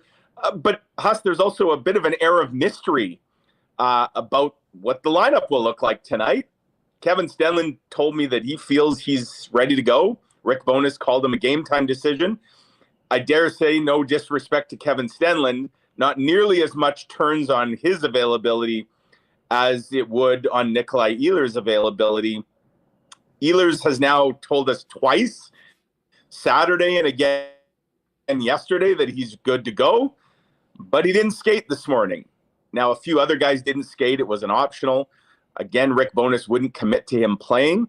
And so all eyes will be on the warm-up tonight because if Nikolai Ehlers is not able to play, and I think he plays, I really do, but if he's not in the lineup, well, suddenly the Jets are, that's one less weapon, a guy that can be a real game breaker. Well, I mean, listen, I'm with you. I mean, if Nikolai Ehlers is in the lineup, I'll be gobsmacked tonight. I mean, once you've heard that from a player and you know that he practiced yesterday. Well, you were there. How did he look yesterday in practice? I mean, I'm sure you guys were paying close attention to 27. I mean, what did anything stand out as opposed to what you've seen him at full health? Nothing. I mean, you wouldn't know he's had an issue. He looked like his old self. He was flying. And I agree. I mean, the fact that he was, on the number one power play unit yesterday, which looked really crisp, moved the puck around well, a lot of movement, which was good to see. That's a power play that at times has been very stagnant this season. And he was, on his line with Nemestikov and Wheeler. So I'd be stunned if he's not ready to go, but I don't know why there's all this mystery around it. Like going back even to Saturday, Huss, I mean, Ehlers declared himself 100%, and then Rick Bowness kind of poured cold water on that. And, yesterday, Nikolai Ehlers makes the joke that he's in a bit of a media war with the coach. And it was a joke, of course, but, there's maybe a little bit of truth behind that, because I wonder if Rick Bowness wasn't all that enamored that Nikolai Ehlers came out on Saturday and declared himself good to go. And then he did it again yesterday. I mean, ultimately, it's, of course, the coach with consultation from the medical staff that makes those decisions. So, something's a little off about all this. Maybe it's just gamesmanship. I don't know. But it would be odd, right? Like Vegas isn't being nearly as secretive about Mark Stone, a guy who they flat out confirmed yesterday that he's playing. I don't know why all the secrecy about Ehlers. I do think he'll be in the lineup. And if he's not, obviously it's a big drop because it looks, based on what they did this morning at the Skate House, like it would be Carson Kuhlman who might draw in if Nikolai Ehlers can't. He's obviously not just going to take his spot on the power play in the second line, but as we all know, that's a significant drop in production and talent. Gustafsson would also be an option. He would be the guy, I think, that comes in if Stenlund can't go. But Gustafsson and Kuhlman did not stay out for extra work today with, the likes of Stanley and Capobianco and Axel Jonsson-Fjällby. So they're obviously on standby if one or both of Ehlers and Stenlund can't go. Yeah, well, I mean, in particular with the Ehlers situation, Mike, and again, I don't even want to spend too much time thinking about it, never mind talking about it on the show today, because I'm with you. Let's lean towards gamesmanship for whatever reasons. Coaches do this going into game one of a season that hasn't even started yet, or a series that hasn't even started yet. But I really do think that Nikolai Ehlers is one of the most important players for the Winnipeg Jets when we get into this series. And, it currently constructed with the move of Scheifele off a center to playing wing with Dubois and Connor, you've got, three of the most, effective offensive players playing together on that one line. You've moved in Vlad Nemestikov, who is a very good two-way player, defensively responsible, and I think it adds a lot, but is not, a playmaker along the level of a Scheifele or even a Dubois. Playing with Blake Wheeler, and then is Nikolai Ehlers. And to me, Ehlers has the opportunity, and I still wonder why at times he hasn't clicked more with a couple of those great centers that the Winnipeg Jets have had in 55 and 80. But the bottom line is right now for Mike, for Nikolai Ehlers, he is the the offensive catalyst of that line. And we've seen some really good results so far. We were just speaking with Mike Kelly. I mean, through a stretch, that line created 7 goals, had none against.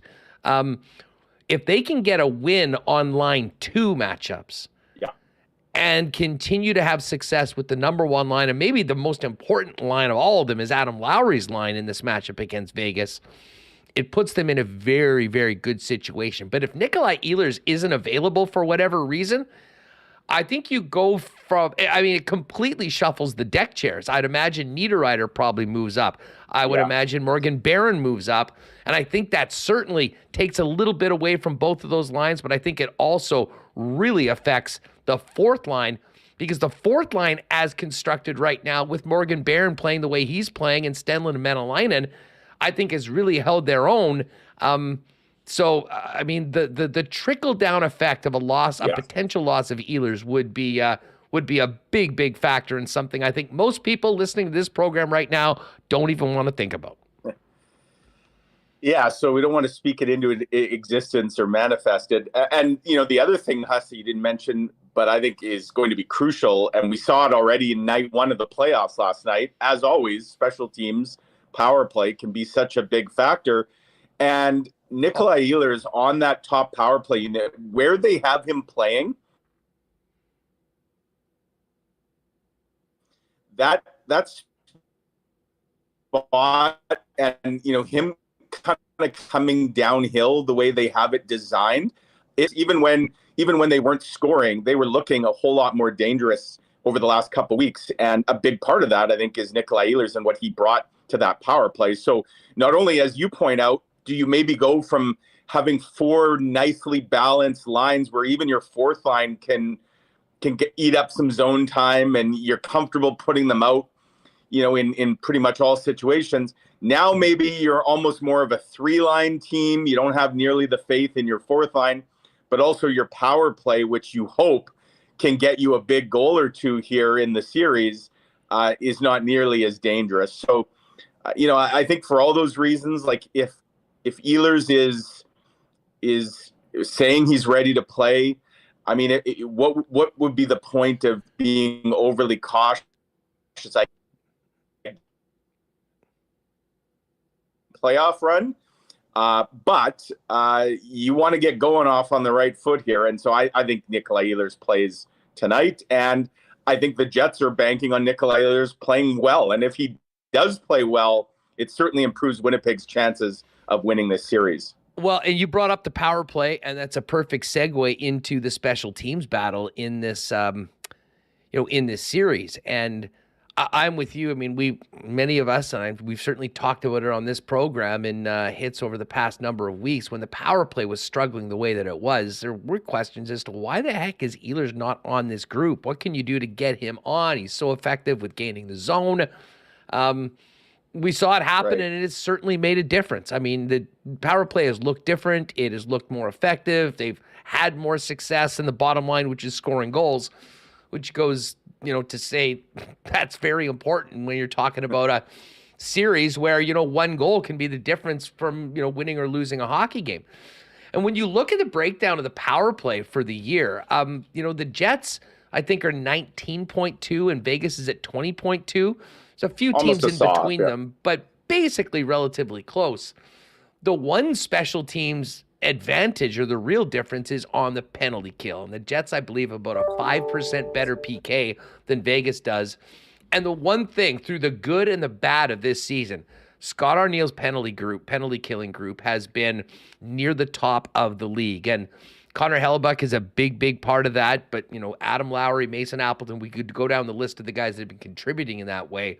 To me, if that penalty kill can continue to play at the level that they have and give the Jets maybe a few more opportunities to stay in the game, at that point, your top line players, whether you're at 5-on-5 or taking advantage of power plays, have the opportunity to really sort of flip the tables. So, what do you, when you break down the special teams matchup, are you sort of seeing it the way I do, that there's a significant advantage on PK, especially when you imagine the goaltending, and whoever does a better job of solving the other team's PK on the power play could be at a very significant advantage when you go into a best of 7? 100% agreed. And, the unspoken part of all of that when we talk special teams is discipline, right? And keeping your cool. Yes. And not, not giving the other team unnecessary chances. Sure, there's going to be times you take good penalties, right? If they're thwarting a scoring chance, whatever, those are good penalties, and you'll happily take them. But where the Jets at times this year have gotten themselves in trouble, and they're certainly not alone, every team could probably cite examples where they've had self-inflicted wounds caused by unnecessary penalties, whether that's letting your emotions get carried away, and being over aggressive, or not moving your feet. We've seen the Jets take those penalties. Guys like Blake Wheeler at times take those neutral zone or even offensive zone, hooking and tripping penalties. Like those, you can't take those. Those are killers, and everything is magnified in the playoff. Discipline will be a huge part of that, and that's where the crowds come in, right? Like Vegas, I'm sure, is going to try, certainly tonight in game one, their crowd's going to be buzzing.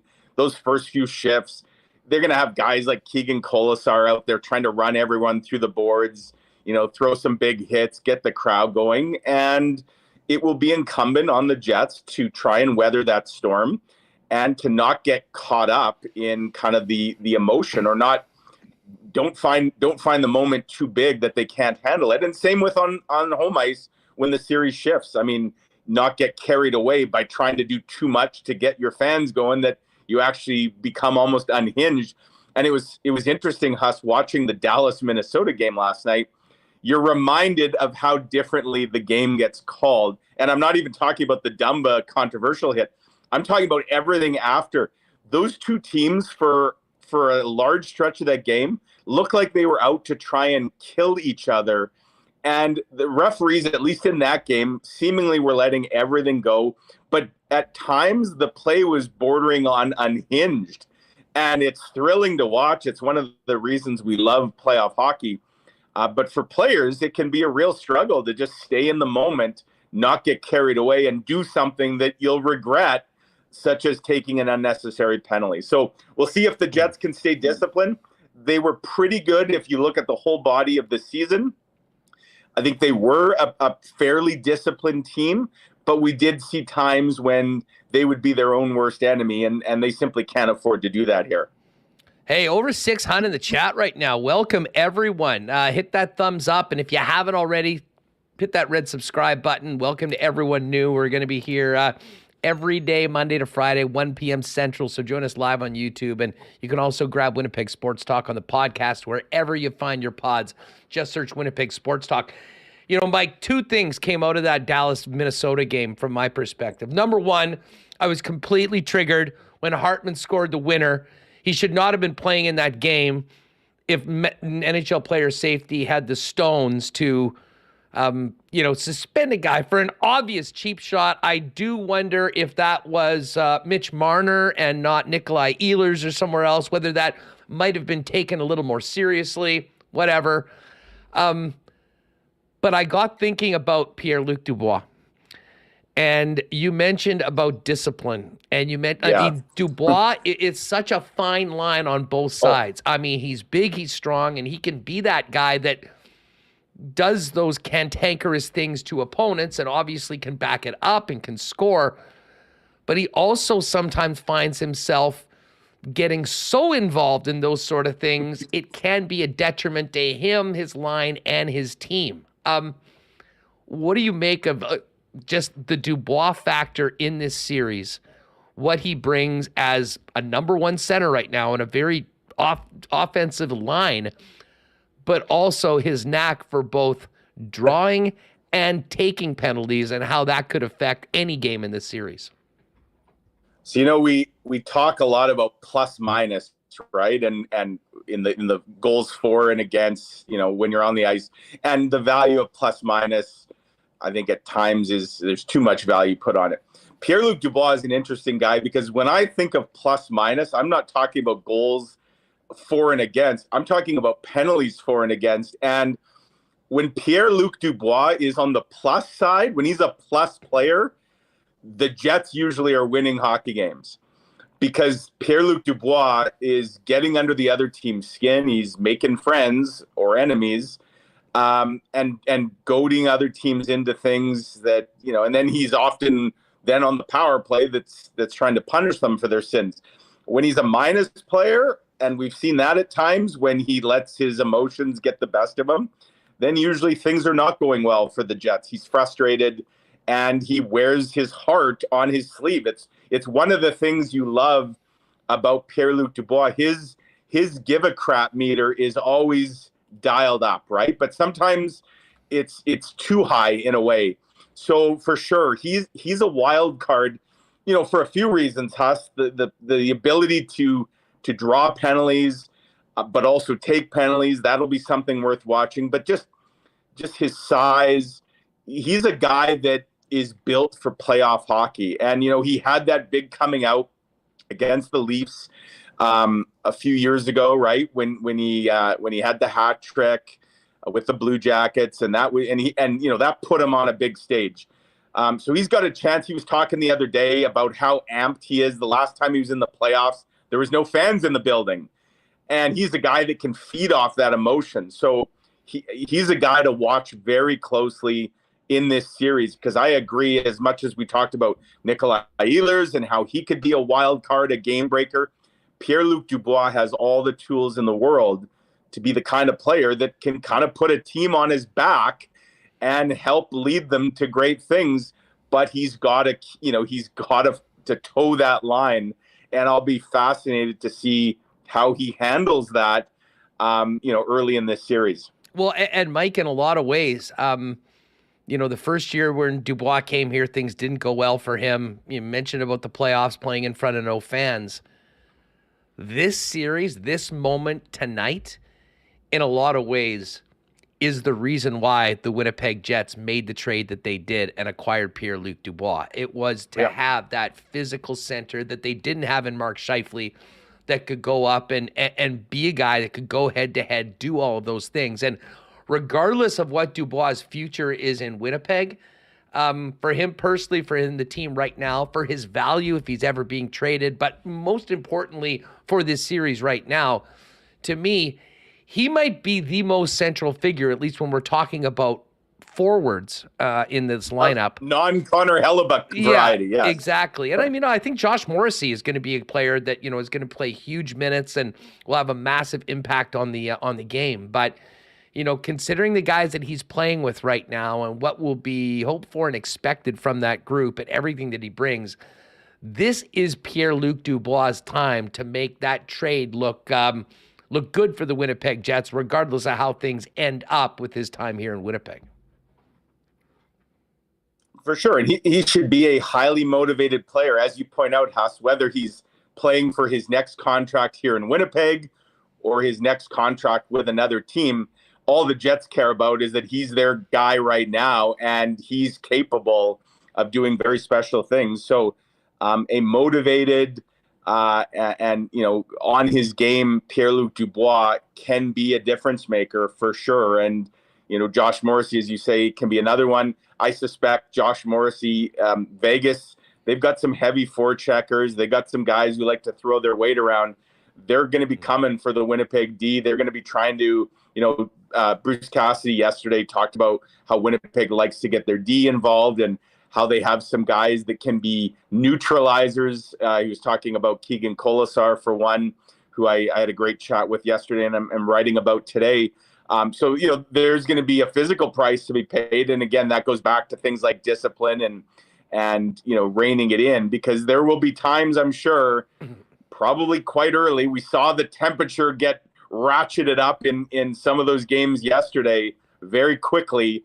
I suspect it won't take long till the heat gets turned up. And I'm not talking about what the temperature is outside here. The heat will get turned up, and who can kind of weather the early storms and all those cliches is probably going to come out on the better side of things. Hey, we've spent a lot of time talking about, the forward lines and obviously the intrigue, if you're willing to go that far, about Ehlers and Stenlund.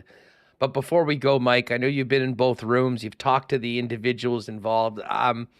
What a really neat goaltending matchup we've got in this series. We've talked plenty about Connor Hellebuck, but Laurent Brossoit going up against his old team after being in the American League for part of this season, being injured, and not losing a game in regulation. It is as fascinating a goaltending matchup I can remember in a first-round series in a long time. It really is. And I don't know if you caught, so I had a great chat with Mike's LB internet cutting out right yesterday, at the worst possible and time. he had, are we, can you hear me now, Huss? Yeah. Can you hear me now? Hello?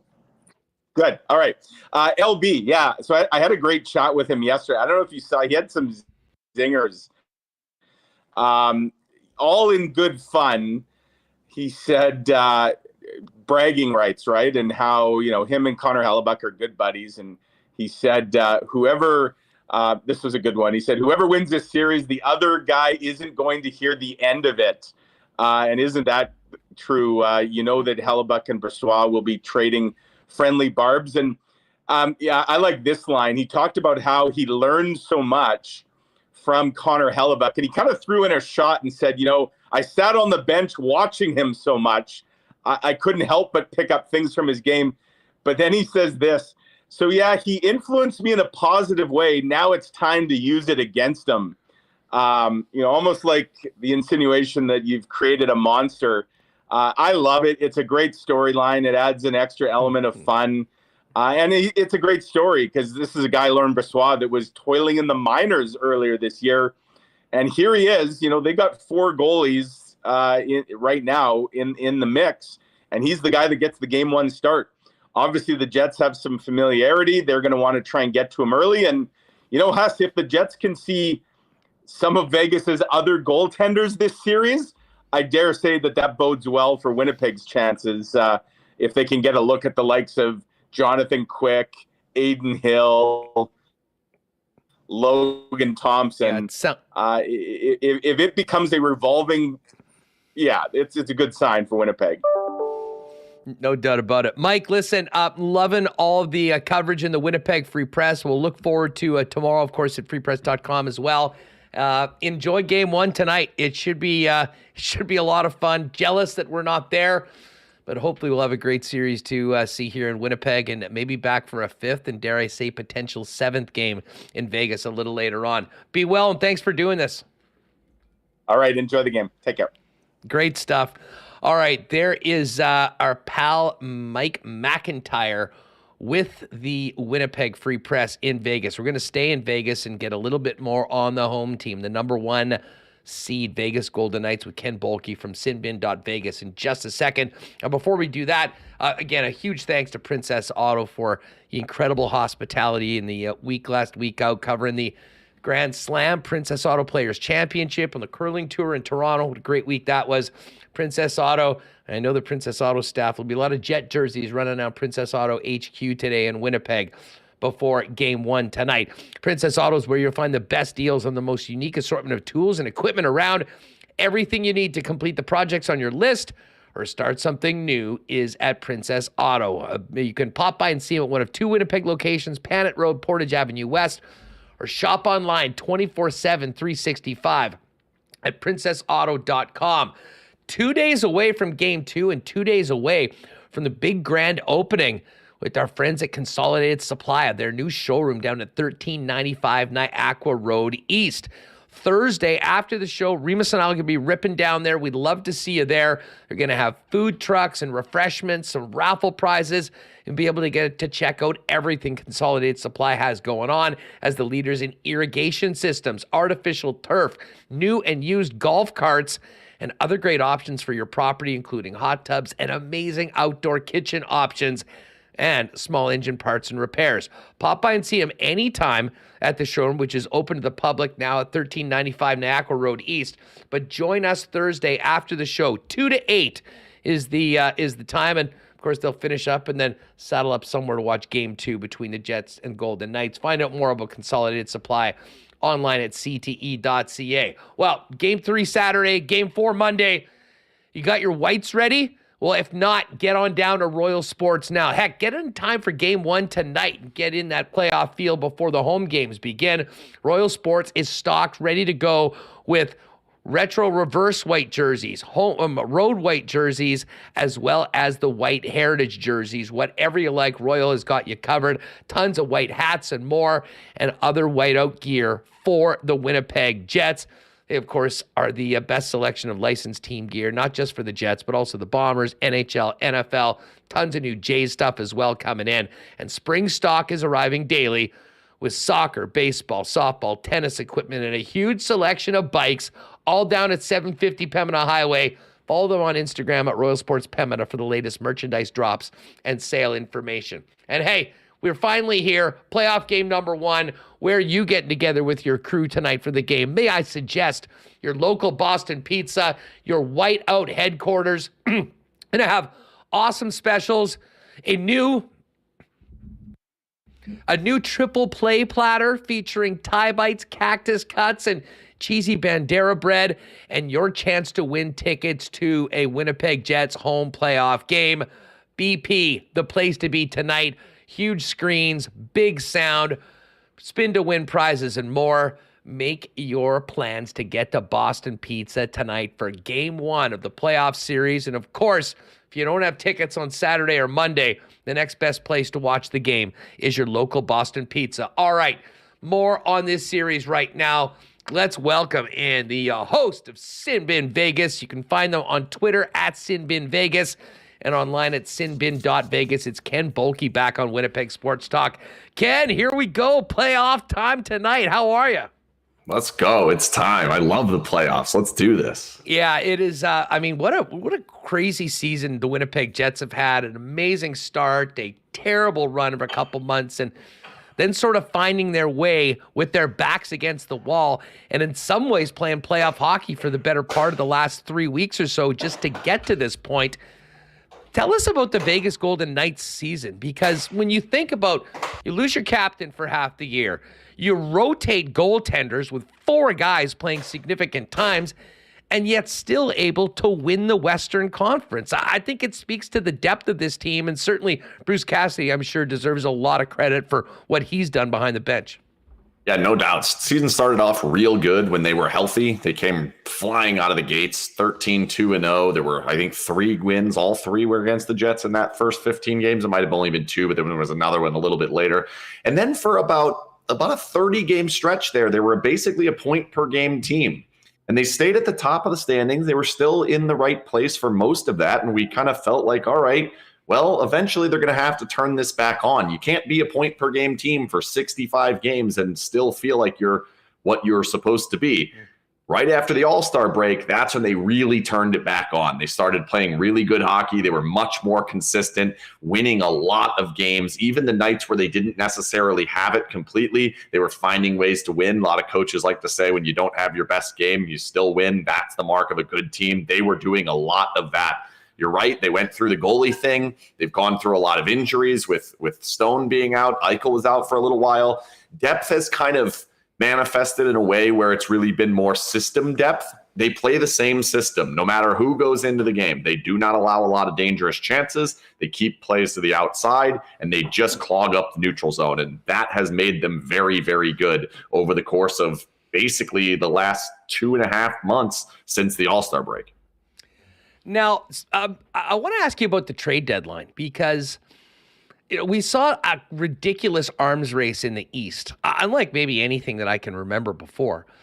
The Winnipeg Jets, I thought probably value-wise had maybe 2 of the best pickups. I mean, Niederreiter has been awesome, and Nemetsnikov, I think, has been a revelation at times, and he's going to play a very important role centering the second line. Tell us about the acquisitions that the Vegas Golden Knights added and how guys like Barbashev have fit in. Obviously, it seems pretty good because he's riding shotgun with Jack Eichel. But how's this team changed since the deadline? They made 3 moves. So the biggest one was the one you mentioned, which was Barbashev. And I think he was kind of the one they were targeting all along. They've kind of always felt like they could use someone willing to go to the net, someone who can play in the top 6, can potentially move down if some other guys step forward. offers some of that physicality. He was a guy I think they were targeting. He has fit in, done exactly what he's supposed to do. I wouldn't call him a revelation like you're saying about Nemestikov, or I think he's probably more like Niederreiter. He just does what he's supposed to do. He comes in, he plays the style of game you're supposed to have. The other two are interesting because Teddy Bluger was kind of a fill-in piece at the time. They had a number of bottom six players banged up. They weren't sure if they were going to have to continue going to some of these AHL guys that weren't quite ready. He was available for pretty low price. I want to say they paid a 4th round pick for him. They had plenty of cap space, so that didn't get in the way. He's actually been a healthy scratch, and now he appears to be a healthy scratch to start this playoff series. And with Will Carrier getting healthy, he's even probably one more further down the list. So we may not even see Bluger at all. And then the last one was Jonathan Quick. And he was just, well, all the goalies are injured. He's available. We have the money to do it. We might as well have Jonathan Quick instead of Michael Hutchinson. He came in, won a few games, didn't particularly play all that well. He does appear like he's going to get the role as the backup, but I would be surprised if he starts a game in this series or any series for the Golden Knights in the playoffs. Well, it's a perfect little segue into goaltending because we know who's going to be there for the Winnipeg Jets. There's no mystery that it's going to be Connor Hellebuck rolling out night after night after night. I think people, particularly around here, that maybe hadn't been paying a lot of attention to the Pacific Division were somewhat surprised when they found that Laurent Brossoit is now the guy. Well, he's getting tabbed as the guy in game one. He's had a crazy season. Injuries, American Hockey League time, and now he comes in with a 7-0-3 record in 11 games. Hasn't been a lot, but the sample size has been good. Tell us about Brossoit's season and how he's ended up being the guy with the last line of defense that is getting the tab tonight.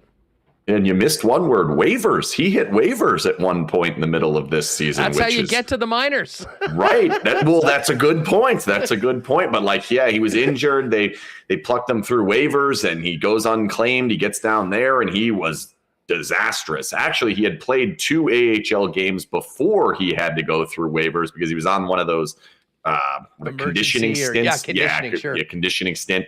And he was bad. He gave up 7 each game. And then all of a sudden he's on waivers. He clears through waivers. He wasn't great down there. There were times where he started playing a little better. That team was horrible. The Henderson Silver Knights were very bad this season until the last week or so. And so then the injuries are what really brought him back. Thompson got injured, Hill got injured, and he had to step in. He actually came up and he got injured after a couple of really good games. Probably the best goalie performance of the season they got out of him in a game against, I believe it was either Minnesota or New Jersey. I can't remember which one it was. But then once he got healthy, now he's kind of taken the reins, and it was him and Quick for a little while. There was no doubt he was better than Quick. He has been the most consistent one. He's been kind of the guy that has gone in there and done exactly what you want to do behind a Bruce Cassidy defense, which is just don't give up the easy ones. And he has done a very, very good job of that. And with that, hasn't lost in regulation. Now, there have been some losses in there. There have been some goals allowed. He's not been perfect, but he's no question been the most consistent goalie the Golden Knights have. And Logan Thompson's not healthy right now. If he was, he might have ended up being the starter going in. He's not. So it's Brossoit, and Thompson doesn't seem like he's on the verge of being healthy either. Well, and I mean, you add in the fact that he's going up against his old pal Hellebuck on the other end, but maybe more importantly in real life, going up against guys that have been peppering him in practice for a couple of years. What do you make of the challenge and also the pressure that comes with it on being a guy knowing that there's a bunch of other guys that are more than ready to take your spot if you don't come up with a big performance? I mean, he's played, one playoff game? Do you remember that? I don't remember the playoff game. What was the playoff game he played? I don't know. It's probably in Edmonton, maybe back in when he started his career. In a while. Yeah, so even if we don't even remember it, we both cover the 2 teams that are in the series. So that just goes to show that it is one, and it's not going to be something he's going to have a ton of experience to lean on. So I'm interested to see how he deals with early on in the series, how he deals with the first game on the road, how he deals with giving up a goal and what that push comes back at him. If they go behind, how it looks. And then the interesting part I found is they're deciding it looks like they're going to put Quick on the bench with him. And part of the reason for that is because they think having the 2 cups that Quick has had and all the experience that he has had, that every TV timeout, intermissions, he can go and give some information to Laurent Brossoit. And I think that's going to be an interesting part of it to see, will that kind of settle him down? Or like you said, and it's there, like there's enough pressure in the playoffs anyway. He now understands you lose 1 game, 2, you're out of there. We've got other options. So it is a very tough situation to be in. But if he keeps doing the things he's been doing, he ain't coming out. You know, Ken Boehlke is with us from Sinbin.Vegas, getting ready for game 1 tonight between the Jets and the Golden Knights on Winnipeg Sports Talk. You mentioned Brossoit has 1 game of playoff experience. That's 1 more than Jack Eichel. Jack Eichel's making his playoff debut tonight, and he's not just any player. He is, you know, a high price was paid to bring a guy in at a huge salary to be a franchise player. Listen, we know Jack Eichel's a hell of a hockey player. How would you describe the pressure on Jack Eichel to really prove that they did the right thing by acquiring him? I imagine this is the time for him to show it. Yeah, I think the moment he got here, it was like, step 1 was make sure you get to the playoffs. That didn't happen the first year. I think pretty well into this season, they knew this is going to happen. I think he's been gearing up for this moment. It's like, here we go. Are you going to be able to stand up to the rigors of the postseason? And I think we all kind of feel the same way. There's almost 2 ways it can go. It's either going to go where he turns it up and he becomes even more dominant than he's been in the regular season, and he has had games where he's been phenomenal in the regular season, or he's going to be like a lot of players. We've seen it in the past. We saw it from McKinnon. We saw it from McDavid. We've seen it from all the guys up in Toronto, that sometimes it just doesn't work out your first couple run-throughs going through the playoffs. And I think there's a possibility, especially with the matchups that he's going to draw. I'm assuming he's going to see a lot of Adam Lowry. He's going to see a lot of Pierre-Luc Dubois. Those are not easy guys to play hockey against. They are not easy guys to get going skating-wise. Like, he needs to play with speed, and it's going to be interesting to see how does he deal with the highs and lows of the series, because there's going to be moments he's going to have good shifts. There's going to be moments he's probably going to be out on the ice for goals. But when he's out on the ice for goals against and they lose games, and I think they are going to lose at least 1 in this series, what's going to be the return? What's going to be the recovery for him? And we don't know. Like, he's played a whole bunch of NHL games where we have no idea what this guy looks like in the playoffs. And I think that's going to be a huge story from the second the puck drops. And maybe they will start him. I don't know. They usually start the 4th line. Maybe they go with Eichel to start this game. We'll see. Well, one guy that we do know has performed in the playoffs, but hasn't performed in the NHL for a while is Mark Stone. And, he's the captain, the heart and soul, the leader of this hockey club. But he's been out, back surgery. He's had some major issues. He's in. He's going to be playing tonight. Do we have any idea of how close he is to being 100%? And, will he be in a different position than he might normally be if he was? And how much can Bruce Cassidy realistically expect for a guy that hasn't played in months? The answer is we don't know, but I can say we do have some clues. And I think the first clue of all of it is where they've plucked him into that lineup. I think if the expectation was he's going to be 100%, he's going to be with Jack Eichel. They're going to make a super line, and they're going to give him his 19, 20, 22 minutes a night. That's not where they put him. They actually moved around 3 different lines to fit him back in and put him on a 3rd line with Michael Amadio and Chandler Stevenson. Stevenson has historically been very good with Stone. Amadio has played a little bit with Stone, but he's been much better in different spots in the lineup. So the decision to kind of shove him down on that 3rd line, I think, indicates that there's at least some hesitancy about what they're going to get right away. That being said, this is Mark Stone. If he comes out and he has a dominant shift in this first shift and does it again in the second shift, he's going to play 20 minutes. They're not going to restrict this guy. They're not going to hold him back. He's going to be on the power play. He'll eventually start getting penalty kill minutes. It's just whether he's going to be able to hold up. And he has not played for a while. Like, what happens if we go into overtime tonight? Does he play in that? How good is he going to be in that? There are just so many question marks surrounding what type of play they're going to get out of him. And if he's at his absolute peak, the Golden Knights are so much better. But if he's not, and we've seen this in the playoffs, sometimes he can make them worse. He has had some tough series. The best example is the last time the Golden Knights were in the playoffs. He got 0 points in an entire playoff series against the Montreal Canadiens and told everyone he was not hurt afterwards. So he has to be good if they're going to succeed. Ken, as far as the blue line goes, Pietrangelo and Martinez, McNabb, Theodore, I imagine both of those pairings will be logging heavy minutes for Bruce Cassidy. Yes, for sure. They do lean on their third line a little bit more than I think a lot of teams do. But yeah, we're still talking. You're going to see 24, 25 minutes in the first 60 out of Pietrangelo.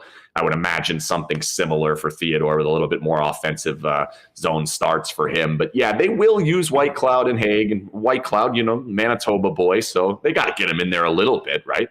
Well, I mean, Zach, he's such a great story. And I mean, the funniest awesome thing about this matchup of Winnipeg going against Vegas is, not just from the team, but to management, to broadcasting. I mean, there is so much. We kind of call it the Nevada-Manitoba Mafia here.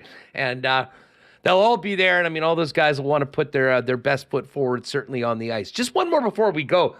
We spent a lot of time talking about just how dominant Adam Lowry's line has been during this stretch to get the team into the playoffs and how it looks now with the guy that, scores 20, 25 every year and Nino Niederreiter playing along with him and kind of looking to some maybe unsung heroes or guys under the radar. We've talked about the big stars, the goaltending, the top forwards in defense.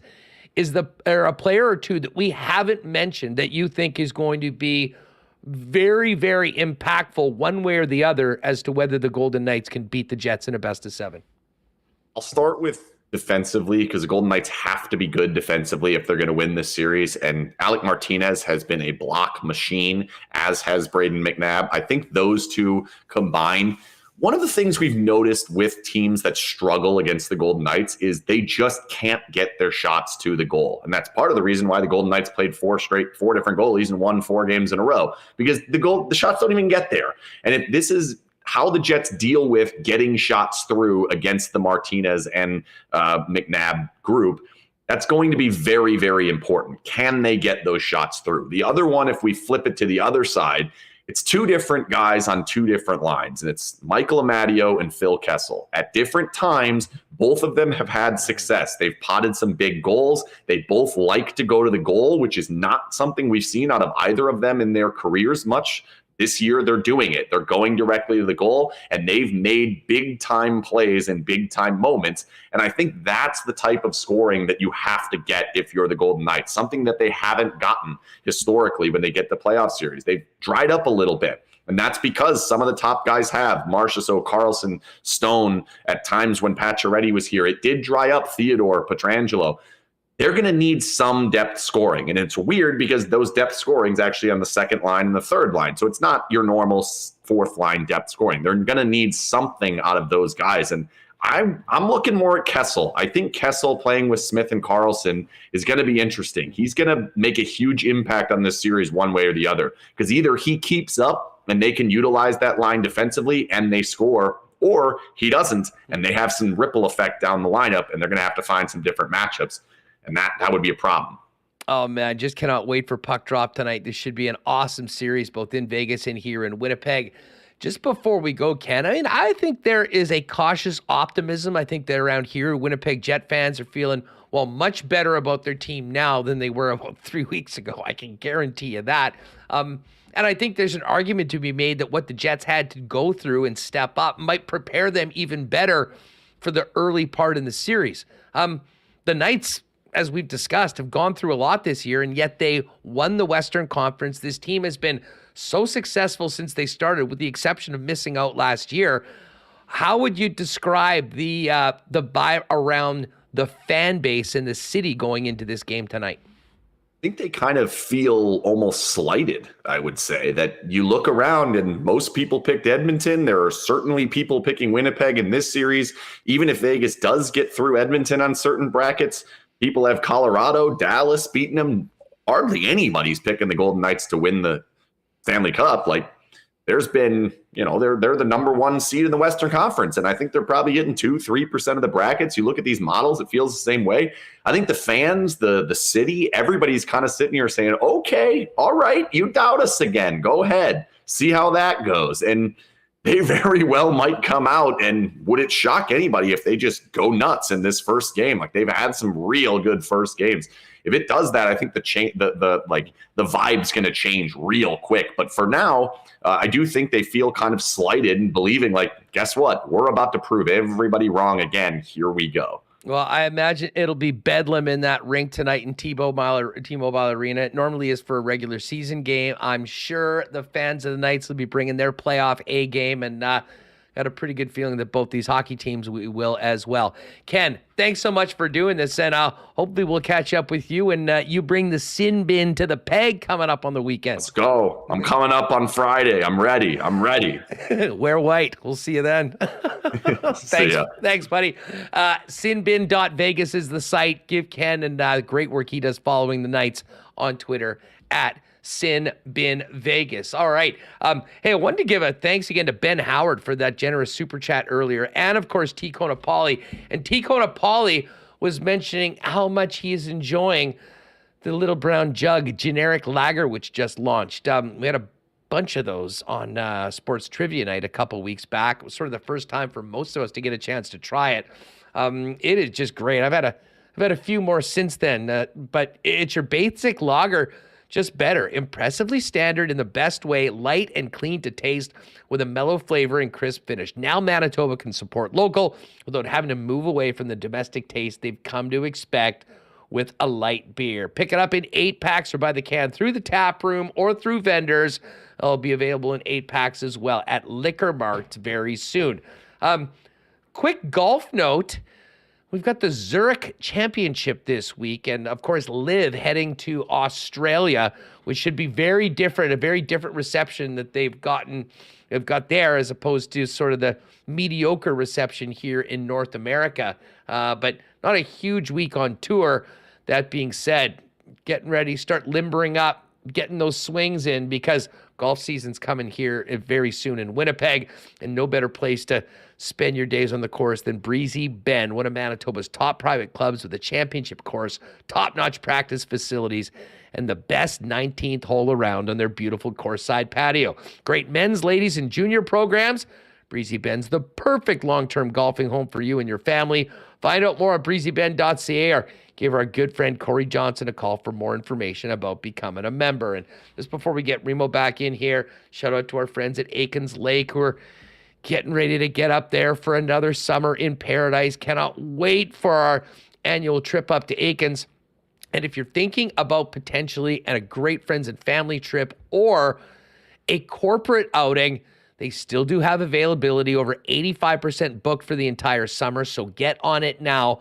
Find out more at aikenslake.com. And any university students that might be listening to this thinking about a summer in paradise, fire a resume over to our pal Pitt Tarrant, Pitt at aikenslake.com on an amazing summer job where you can earn and save money and get ready for that next year of school while living in one of the most unbelievable spots in our entire province, not too far away from the city of Winnipeg. All right, let's get Remis back in here because we've got to get to the Coolbet Lines. We've got 4 series yet to go and 4 more games tonight. And we haven't spent a lot of time talking about these other series, but I am interested in who you have between the Rangers and Devils. As Mike Kelly said earlier, that was the last game series that he sort of filled out, as well as the Lightning and the Toronto Maple Leafs. I guess you did sort of give it away that you're riding the Leafs this year against the Lightning for the first time in a long time. But what do you think about this Battle of the Hudson? Yeah, it didn't feel great filling in the Leafs, but I did our office pools, box pool, and someone asked me, and I just thought it was the Leafs' time. I like the additions they made. Tampa really hasn't played that well, going back to when John Cooper sat their first line. And, I mean, how can they win us when their big trade deadline acquisition, Tanner Jeannot, got injured? I mean, surely they're doomed without him, right? So, I mean, they gave up so much. But I would go, for all the reasons Mike said, I do agree with him. And then for Rangers Devils, I agree. I thought it was a bit of a toss-up. I think you got to like the Devils' top-end talent. If there is an edge, Rangers have the goaltending. maybe even on defense too. It's gonna be tight, but I'm going with the Devils. They got home ice, and I like Jack Hughes as a big superstar player, and I think they've got a bunch of solid lines, solid defense. Dougie Hamilton. They're both very good teams. So I'm going with the Devils, although I do see people picking Rangers as well. I'll put a poll in real quick. Yeah, let's go. We got another why not question of the day. Fire it up in the chat. Who you got? Devils versus Rangers. The series prices over at Coolbet.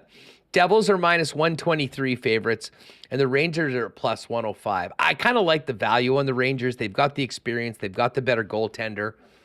But I was so impressed. Even the way the Jets took care of the Devils here in Winnipeg. I was so impressed with Bratt, with Hughes, the speed that they can turn that puck around. That was, a real strong game for the Winnipeg Jets, and they certainly got the goals that they had been missing.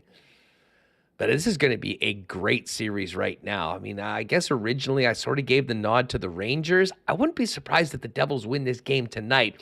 But as far as series prices, this is the closest one of the first round. Devils minus 123, Rangers plus 105. Leafs Lightning. Leafs are a big favorite.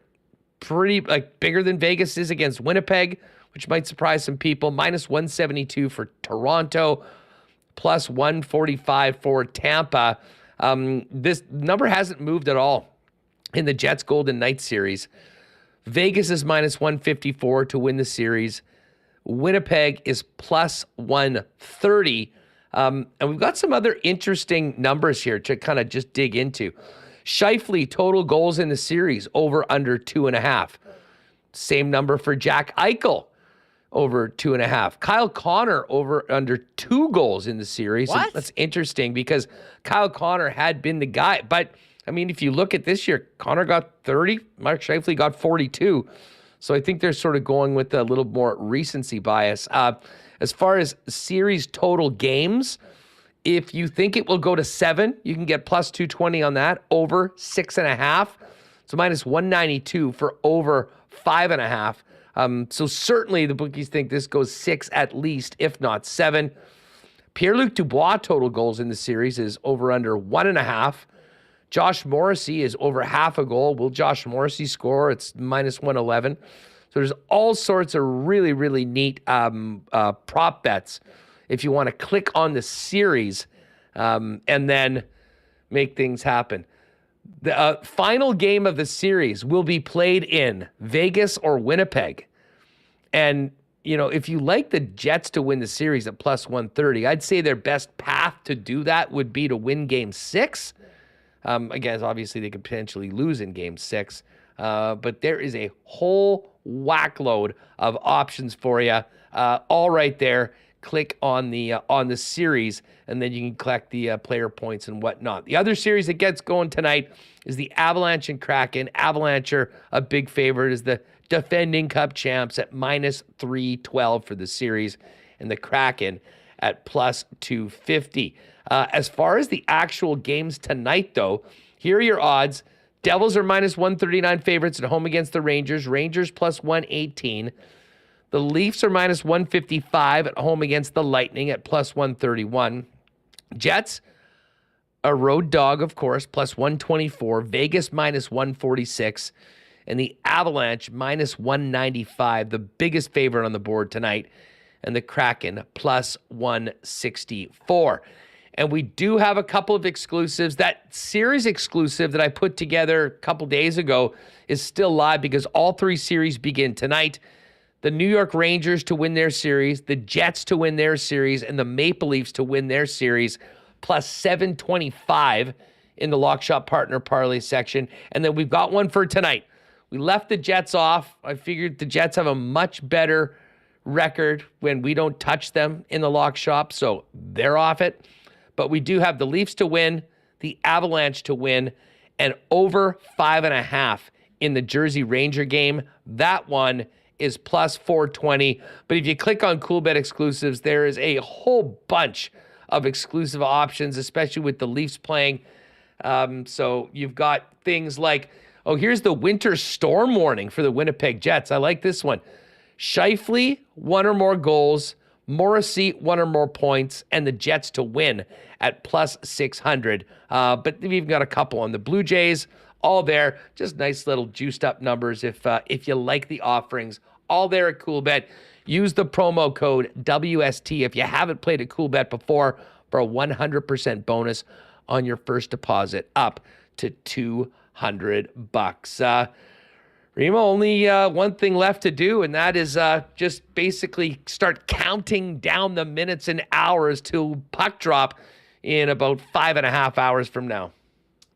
Yeah, I got some time here after this. I'll put up the podcast and do some social media stuff, but yeah, I'll set my PVR and pretty much twiddle my thumbs. I'll watch this, the start of the Tampa-Toronto game, but we're just, looking at the clock. Is it 8:30 yet? Is it 8:30? We want to see what this Golden Knights pregame show is going to be. We're all fired up about that. So I don't know what everyone else is going to do. Maybe get my snacks in order. I think I got some popcorn, some cheese puffs, whatever those are. I got jujubes. So I'm set, Huss. I got a double, a king size Mr. Big that I bought at Sev at like 3 a.m. a week ago or so, and I have not eaten it. And I figured, you know what, that might be a victory bar tonight. Normally, it might be a good time for a victory blizzard over at Nick and Nicky DQ, but they're not going to be open by the time this game ends. We'll cross our fingers. Maybe we don't have overtime. Hell, bring on overtime. As long as the road team wins tonight, I think we'll be all happy. And here's, you know what? I'm going to pick a chatter. Let's go with Jeff Reimer. This one cracked me up. Jeff, well done in the chat. Curious if everyone is back on the Jets bandwagon that had jumped off in February. And as Michael Remis responded, more. So Jeff, well done. Shout out to everyone in the chat today. It has been a hell of a lot of fun. By the way, hit the thumbs up if you haven't already. We've got over 500 people in here. Let's get that to 300 or more. Very simply, Jeff, if you don't mind, send us an email at winnipegsportstalk@gmail.com and let us know what the closest local Boston pizza is for you, and we'll hook you up at the $25 gift card that you can come and pick up. We'll let you know when it's ready to go. But again, winnipegsportstalk@gmail.com, Jeff. We'll hook you up with the $25 gift card, and we'll do that again tomorrow. Shout out to Jeff Wozni, who was our last winner for the BP. And as I say, BP will be a great place to go tonight. I think I'm going to get together with some of the fellows and roll into one of our local Boston pizzas, jump on that triple play platter, get a couple schooners, and cheer with the rest of the gang to see if the Jets can draw first blood in this series. Here, before we go, I got to give a shout out to Danimal, yes, listeners. So you might remember Danimal months ago at the skills competition gave Ville Heinola the picture of him wearing the chain that said Bones on it, with a picture of Rick Bowness. Well, Danimal made a special delivery to me today, and Huss, I got one of these for you, your very own Bones chain. Oh, hell yes. So you can rock this at the street party, at the game, going out. So I'll see you later this week. And okay, I'm just gonna hold on a sec. I gotta toss someone to the chat here. Oh, listen! In the middle of the chain demo, throwing over the top rope, nicely done. I can't wait for the Danimal. That is excellent. And throw it on, Reem. Let's get it on. Throw it on. I'll be at game 6 or game 4 with my dad. You think my dad? I'll give this one to my dad to wear, I think. Oh, you know what? Your dad would look awesome in a Bones chain like that. And I'll be there at all the games. I'm going to be upstairs in 316 for games 1 and 2, or games 3 and 4, I guess. And assuming we have a game 6, we'll be down in 206 for that one. But yeah, we'll get our hands on it, and we'll see what happens. I'm considering a few things for this series, depending on what happens tonight. Did you have any declarations you want to make about tonight's game? No declarations. You're not going to make any. No takes. I've said them off air to you. We'll see what happens tomorrow. And as I say, I'm feeling good. I think we've got the optimism back around the Jets. They certainly have got it together when they did get it together when they needed to. Now the big question is whether they can keep that rolling into game number 1. And get a win, get a split, come back to absolute mayhem in Winnipeg on Saturday afternoon with that 3 p.m. game. I'd love to tell you to go and pick up tickets. They're all sold out. The street parties apparently are sold out as well. So wherever you're at, if you're not already counted in for one of those games, start making plans. But worry about that come Saturday, because tonight, 8:37, the puck will drop on game 1 between the Jets and the Vegas Golden Knights. Poor Friolet got bounced from the front over the top rope. Well, this guy comes in like it was a joke. Like one time, some guy came in for marbles and started writing. It was 2 years ago. Wrote !marbles a million times, and I booed him. Now it's like an inside joke. If you spam the chat, you get thrown over the top rope. This guy comes in like, it's funny seeing a guy, with the name Free Oleg come in and write !marbles, but like, I kept just timing him out so he'd come back and do it. But like, I'm done. Like, you're banned. Create a new name. It's not a lifetime ban, Oleg, but stop triggering Remis. He's busy. He's got more important things to do than kick you out of the chat and throw you over the top rope and turn our chat into a freaking Royal Rumble each and every day. As Jeff Reimer said, if you were off the bandwagon, you're back on right now. And I'm really hoping we'll have a fired up chat tomorrow with a great game to talk about and hopefully a win. But again, it is a best of 7 series. We'll learn a lot about about both these teams tonight in the matchups. But win or lose, it is just the beginning, and we can guarantee you that the Whites will be out in downtown Winnipeg on Saturday and on Monday. Yeah, we should have. Murat's on tomorrow. He's in Vegas. And Sean Reynolds will be on the broadcast. He said he should be good, but we'll have to confirm tomorrow. Hopefully he can fit us in with what's going on down there. So, yeah, we'll have a full recap here. And I'm looking forward to tonight. Here's a good comment from Brass Balls Blake. Puck drop at 37 minutes past the hour. Coincidence? I never thought about that. That's a good one. Blake, it's too bad I already gave out the comment of the day, because you came in with a strong contender for it. Anyways, gang, we got to get these pods up. We want people to be able to get the audio version of the show before puck drop tonight. And it is a little bit late, but I guess selfishly it gives people a couple extra hours to listen to fresh WST before the game. Yes. So we will take it. But join us tomorrow. Thanks to everyone that's been. If you came in late, if you haven't already, hit that red subscribe button and make sure to join us Monday to Friday, 1 o'clock p.m. And if you're new around here, this isn't just for the playoffs. We're grinding out days. I don't know how many. What episode is this today, Remo? We had 500 about a month ago. What are we, about 525 now? Something like that? 531. 531. So let me just double check. I mean, does it really matter if it's 5? No, it doesn't matter. That's sort of right. Bottom line is we're here every day, Monday to Friday at 1 o'clock. If you're getting the audio podcast, it'll be ready in time for your drive home in and around 3:30 p.m. And win or lose tomorrow will be here. Win or lose this series will be here. And in fact, some of our biggest shows last year were in the off season. And I don't think that's going to change this year as well. But all systems go for the Jets in the playoffs. We got to wait a couple days for a whiteout here in Winnipeg, but tonight the puck drops just after 37 past 8, as Brass Balls Blake just mentioned in the chat. So wherever you're watching the game tonight, enjoy it with friends and family. We'll hopefully have a great game to talk about tomorrow on Winnipeg Sports Talk. We will have Murat. We'll hopefully have Rennie as well. We'll hear from Rick Bowness and everyone else in and around the series, and we'll break it down tomorrow for you at 1 o'clock p.m. And, of course, get ready for Game 2 of all the series that started off last night. For Michael Remis, I'm Andrew Paterson. Thanks to everyone that's been with us. Another huge show today, and a huge thanks to the sponsors that make this show happen each and every day. Enjoy the game tonight, y'all. We'll see you tomorrow, 1 p.m., right here on WST. Oh, my God! Oh! Shut it down! Let's go home! Thanks for tuning in to Winnipeg Sports Talk Daily. Make sure to subscribe on YouTube and your favorite podcast feed at winnipegsportstalk.com.